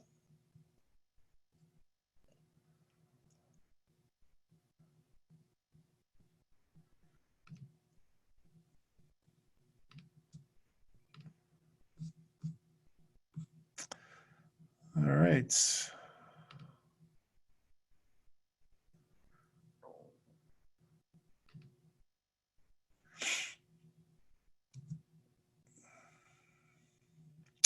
Okay, another example. I think this is another example. Fix the property as in the last example. Sell it to an investor and partner with them on the rent to own. Okay. So now what we're going to do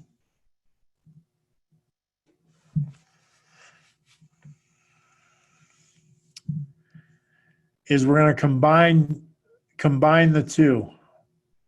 We're actually going to fix it and sell it, but instead of just selling it on the open market, we're going to sell it to an investor.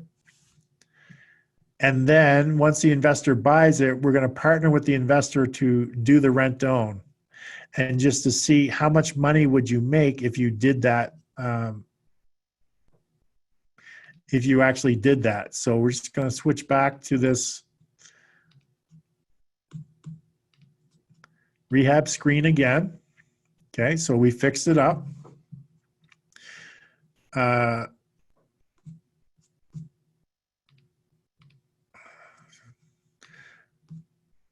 There isn't going to be any sales commission because we're selling it to the investor. Okay, so we're going to give the investor a deal. It's worth $390, but we're going to sell it to him at $370. So we're giving the investor a deal. They're buying it with $20,000 equity built in.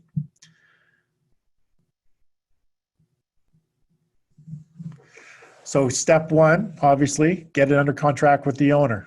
Remember, we have, in this situation, we're back to only having 12 months. We got to lease option it, which we did, $1,800 a month. Purchase price, $250,000. We have to do it in less than 12 months. Great. Okay, we're going to fix it up and we're going to sell it. But instead of selling it to the open market, we're going to sell it to an investor who's going to partner with us. They're going to buy it for us just so we can turn it into a rent to own. Okay, so how much are we going to make on the fix and flip if we give the investor a deal? And then how much are we going to make on the rent to own if we structure it as a sandwich lease with the investor? Okay. So we're going to sell it for $370,000, but we're not going to pay realtor fees because we're selling it privately, and we're giving the investor a deal of $370,000. So on the fix and flip portion, we're going to make $38,700, which is a 100% return on investment. So we're making $38,700 in 6 months. on a $77,000 investment, okay, which is 50% return. However, when you do it on an annualized basis, it's 100% return on investment. So we're going to make $38,700 just by flipping the property to the investor. And then we have to go back to the investor and say, okay, you buy it, and then we're going to structure a rent to own on it. Let's see how much money we can make on the rent to own.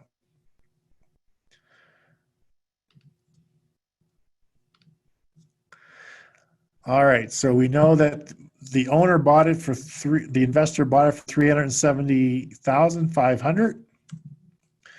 The end purchase price is going to remain the same. We're going to pay the owner the $1,800. That should cover the principal, interest, taxes, and insurance. We're still asking the tenant buyers to have $13,000 down. $2,300 a month they're going to have to pay. End purchase price is the same.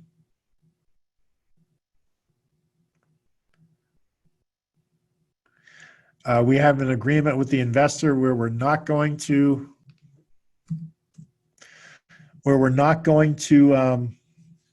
charge them any management fees because we're working in a partnership with them.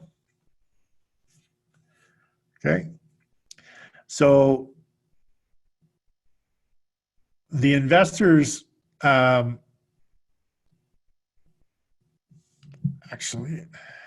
let's see.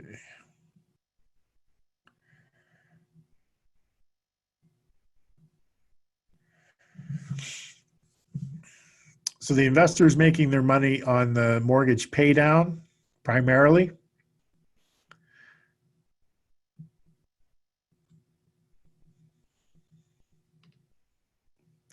And in the 30-month term, if we did a 30-month, just kept it simple, the profit potential for us would be $61,000. So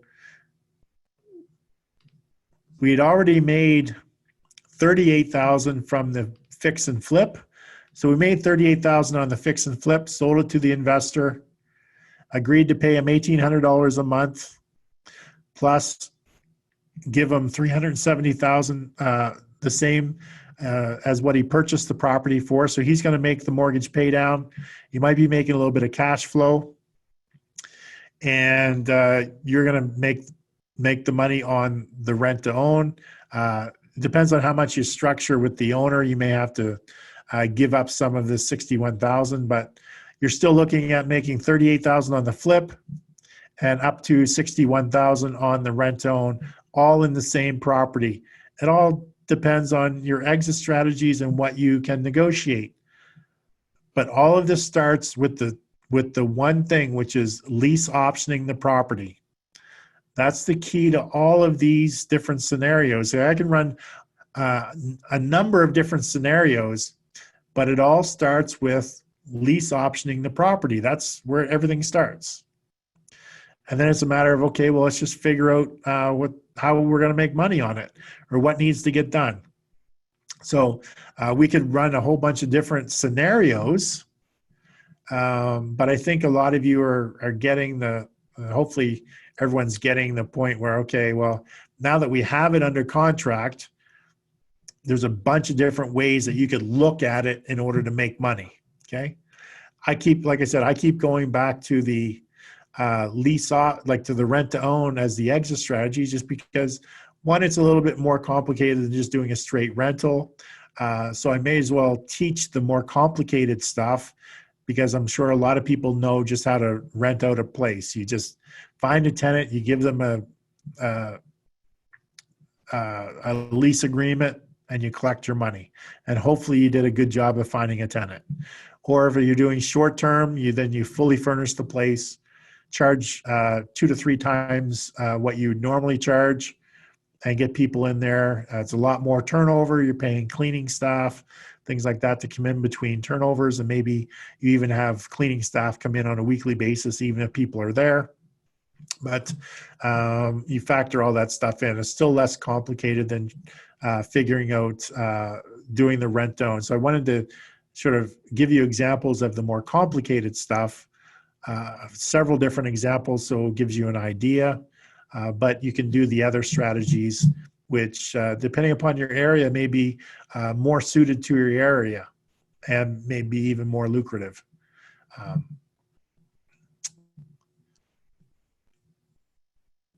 So that is this example.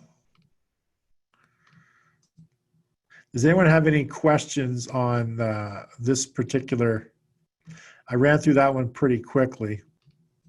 But basically, we sold remember, we sold the property to the investor and then partnered with the investor to do the rent own. Okay. Now we could actually figure out, if we wanted to, we could figure out how much the investor's going to make on the property. All we got to do is put in some numbers here. If the investor purchases a property of $370,500 and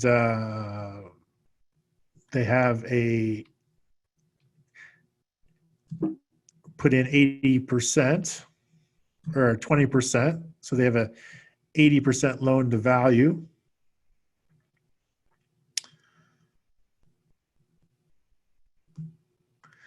Let's say the taxes are $3,000 a month or $3,000 a year. Insurance is $1,200 a year.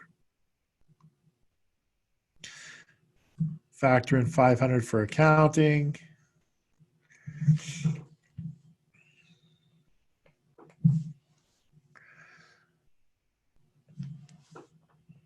So we're just going to figure out 370.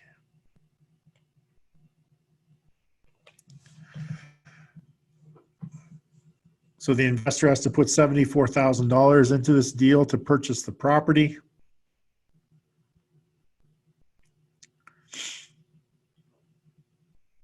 So what we're going to do is we're going to calculate what the total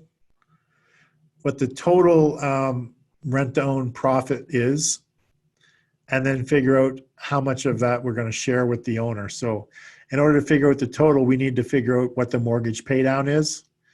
And so we're going to say it's an interest rate of, say, 2.5%, amortized over 25 years. So we can see that the total monthly payment after the mortgage, taxes, insurance, everything is $1,720.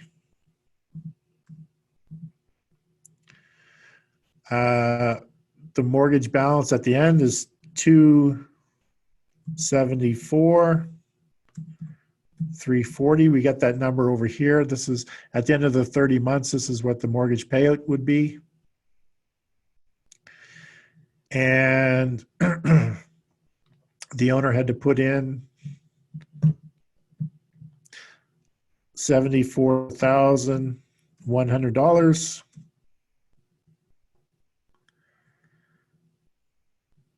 So in grand total, there's $86,000 profit.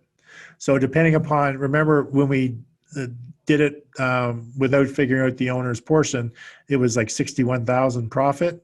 So the total profit is $86,000. Now, depending upon how you wanted to split that with the investor, the person that bought the property, is completely up to you. You know, if you're going to do a 50-50 split after everything's said and done, typically, as the person structuring the deal and just finding the passive investor, I typically would keep the option money and keep the cash flow, and the owner would get their whatever I agreed upon percentage, would get that when the house is sold at the end.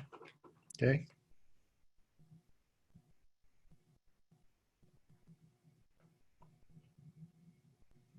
So if I told the owners, like, yeah, you buy the property and the $74,000, I'll pay you 12% interest on the $74,000 for 3 years. That comes to $26,676.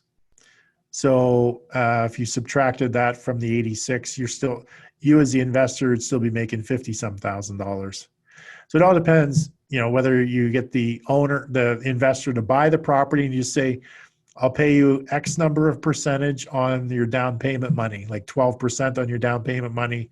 I'll pay you at the end of the deal, whatever that total is. Or they may come in and say, yeah, I want a percentage of the deal. I want like 50% of the deal. I'll buy the house, you do all the work. I want 50% of the profits. In that case, you're still going to make $30,000 or $43,000 on this particular one.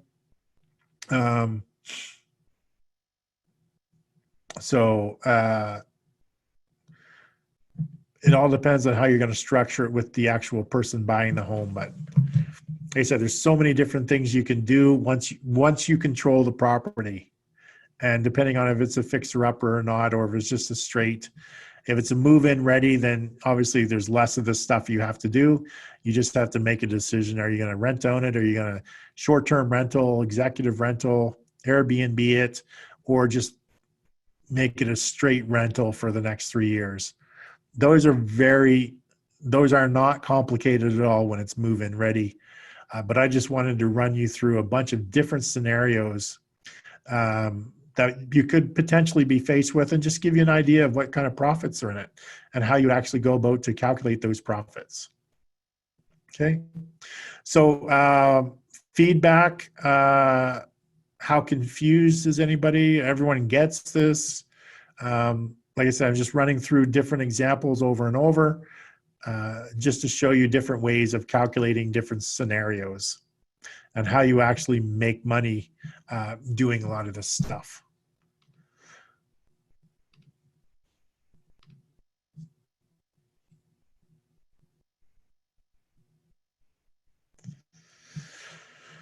All right, so that is the example. Let me see, question. Brian says, this is what I want to learn since he hasn't done anything like this. So hopefully these examples, Brian, hopefully these examples are making sense to you as I'm going through these. Like I said, step one, obviously the most crucial, getting the lease option with the homeowner. And in a lot of these situations, like these examples, like the first example where Malik came up on the screen and we actually walked through it. Remember, there was no negotiation with that particular homeowner. We had just accepted fair market rent, fair market value. But tomorrow, we're going to dig deep into determining trying to figure out or negotiate to get a better price. So that $30-some thousand example, by the end of tomorrow, hopefully it'll end up being $50,000 or $60,000 profit.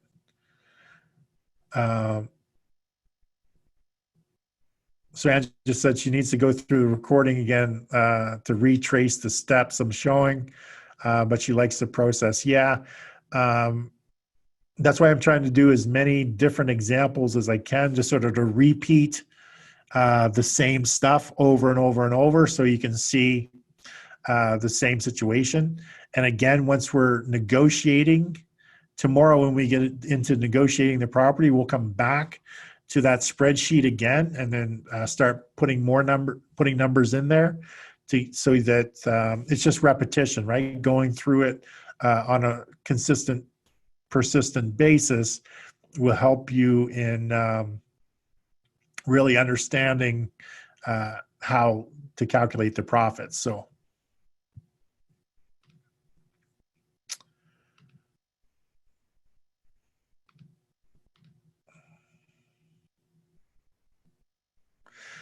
Brian says, on a deal like this, I guess you could use it as a finder's fee or to a wholesaler. Yeah, so like I said, I don't run construction crews or renovation crews, but I know that's a deal. So just because I know it's a deal, I'll get it under contract, and then I'll start contacting all my investor friends to find out who actually wants to take on the project. Because it's just not something, it's not in my wheelhouse. Like I focus on the clean cut, the easy, carefree stuff, not the stuff that needs renovation and work and things like that. So I typically don't get involved in those. However, they come available to me. So just because they come available to me, I'm going to take it, and then I'm going to find somebody who actually does that stuff on a regular basis and get them to do it. All right, so I think we went through that. So now obviously, so now that we've run through a bunch of these examples, the question becomes, how do we get the properties? It's great that you understand, like, you got to lease option it, but how do you actually get the properties is the biggest question. And that's where we get into the actual OPH model, other people's houses model that I created. So the first component of the model is one of the, obviously, it's where it all starts, is attracting the homeowner. So here you're basically, it's marketing strategies to attract the homeowner or to get the houses. It's really what it boils down to. How do you do that so the homeowner that contacts you knows exactly what you want? Okay, so you can either do that on a cold call, which I do not do, but tomorrow I will provide you with some scripts. If you want to do, if you're comfortable doing cold calling, like, I'll give you some scripts that you could start making some calls and how you'd actually work through the call. You could drive through neighborhoods and knock on doors. You could, you find houses for sale, houses for rent, maybe by owner. You could just go up, knock on the door and say, hey, are you interested in renting your house out for 2 to 3 years and then selling it? So you can do that. Again, not my wheelhouse, but there's people that have no problem doing that. So we'll talk a little bit about that tomorrow. Flyers, postcards, door knockers. So if you're going to do the drive neighborhoods, obviously you want to have something to provide with the homeowner, or you're going to pay the local neighborhood kids to flyer areas or put door knockers on or something. So we'll go through that and show examples of some of that tomorrow. Online or offline classify ads. So what we'll work through tomorrow is we'll actually work through building an ad tomorrow, and that ad could be used for your online classifieds. It could also be used for the copy that you're going to use on your flyers or postcards or door knockers.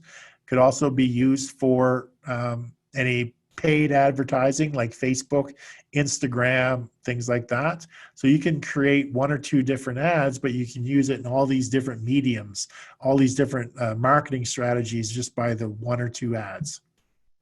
So we'll actually go through and create an ad tomorrow, or I'll walk you through an example of an ad tomorrow, as well as you'll get the number 1 ad that I created. The very first ad I created back in 2009 is still my most successful ad that I use in anything I do, whether it be online classifieds or any of the postcards, flyers, whatever. It's still the number 1 ad that I use because it directly tells the homeowner directly what I want. And there's no bait and switch. I'm not calling a homeowner that has a home for sale and then, where they're looking to just sell their home today and then switching them to, you want to rent that for 2 to 3 years and then sell it. So, I mean, there's nothing wrong with doing that. It's just not me. But I know people that are so successful at doing that, but that's just not me. So I'm not going to teach something that's not me. I'll show you, I'll give you the information. If you wanted to do that, you could do that. But for me, like I said, I'm an introvert. I want people to come to me already knowing what I'm offering, already knowing that I want to rent their house and I want to buy it in the future. And the only thing that we have to work on is come to an agreement on price and terms. That's all we have to come to an agreement on. They already know what I want to do. Just price and terms that we have to come to an agreement on. So maybe you're going to post in free groups on social media. That might be what you're going to do. paid ads, online, offline, like I said, Facebook, Instagram. Maybe you're going to do some video ads, either for Instagram, or maybe you're going to do YouTube, or maybe you're going to do TikTok videos, whatever. So when it comes to attracting the homeowner, the marketing, you want to focus on marketing strategies to get the home. I think I just did this. I must have two of the same. Anyway, tomorrow we're going to focus, like I said, we're going to focus on creating an ad, which will be used in 4 of the above. So the ad that we create, you can use in paid ads, you can use it in posting in social groups, classified ads, or you can use it in put it on the flyers or postcards or door knockers or letters to the owner of the home. Like the one ad you create, you can use in all those different things. So we'll go through an example of an ad, like a structure of creating an ad, and work through an example. It was one of my ads, not specifically for getting out homeowners, but for attracting people to the book that you guys downloaded. So we'll just work through that example. Also in the handouts, there's a couple other examples of ads for like just the structure of ads for writing ad copy, longer ad copy. So I'll give you examples. We're not going to work through it, but you'll get examples of that as well. And then the second component of the OPH model is presenting and negotiating. So how to present to the homeowner to get the best price and terms for the home. So you want to get it at less than fair market rent and less than fair market value. So that's the strategy. So we'll work through some examples of how you can negotiate with the homeowner to get the home below fair market rent and below fair market price. So we want to compare. So basically what you end up doing is you compare them renting the home out themselves versus working with you, where you're going to rent it and then buy it. So how to present and negotiate with the homeowner to sell their home after renting it for 3 years. So again, you're going to compare the process of renting it out for 3 years and then selling it traditionally through a realtor or putting it in your program. So those are really the two comparisons, right? You got to figure out how much money they're going to make if they just rented it out themselves and then sold it traditionally through a realtor. So you've got to walk them through that process and the expenses involved with it, and then what it looks like working with you. So tomorrow we'll go through this information. Like tomorrow we're going to focus on the three core components of the OPH model that make up the whole model. So that's what we're going to focus on. And then of course the third component is setup and structure. So how do I structure the deal so all parties are successful? How do I do it to protect all parties from liability, from each other? So what is my corporate structuring? How do I go about doing this? Again, when it comes to setup and structuring, I'm not an accountant. I'm not a lawyer. You need to seek your own independent legal advice. Everything I tell you is just how I do it in my city for myself. But when it comes to legal stuff, you need to seek legal advice from your local lawyer in whatever country, state, province you're in, to make sure that you're abiding by whatever rules and regulations they have that pertain to real estate. Okay, I think that's my disclaimer for the day. The process for screening your tenant buyers for success. So if you're going to put people into a rent own, what's the process for screening these people?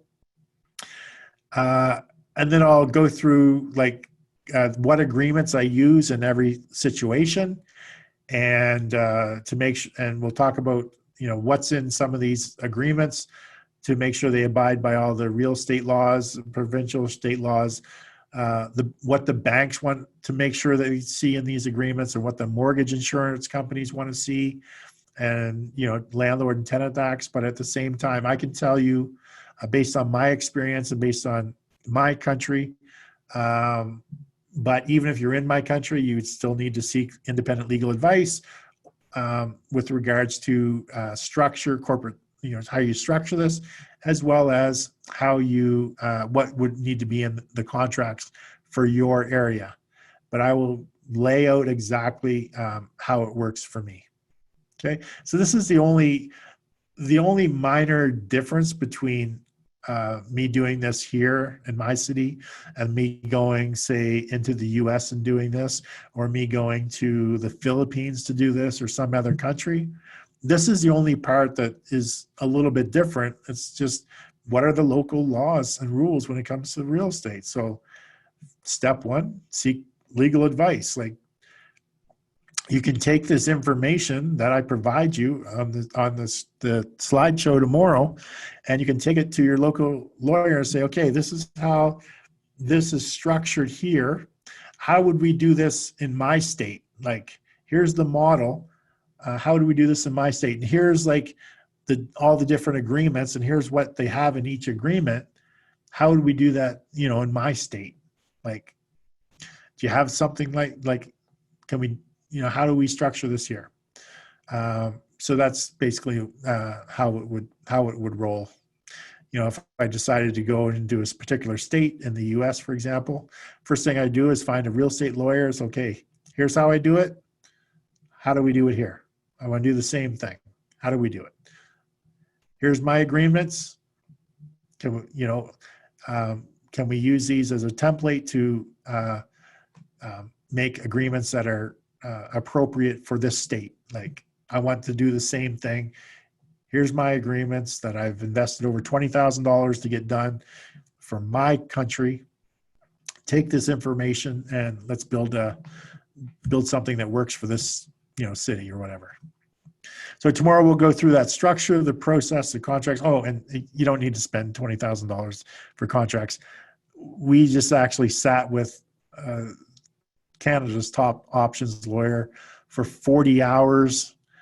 One of my partners at the time, one-on-one, to said, okay, we looked at every single scenario we possibly could from years of doing this business, and said, okay, we want this. We got to take into account all these rules from here, all these rules from here. So it was a one-on-one basis, not going to your typical lawyer and say, yeah, I need a contract to do this. And they'll usually charge you $1,500 or $2,000 for that. But we were, since we were doing this, potentially doing this across the country, we needed to make sure we worked with a person that knew options right across the country and spent a lot of time. So typically, most people I talk to, they spend $1,500, $2,000 to get the contracts done up. And once you have the contracts the first time, as long as you understand them and know them, in most situations, most people will just fill in the blanks after that. So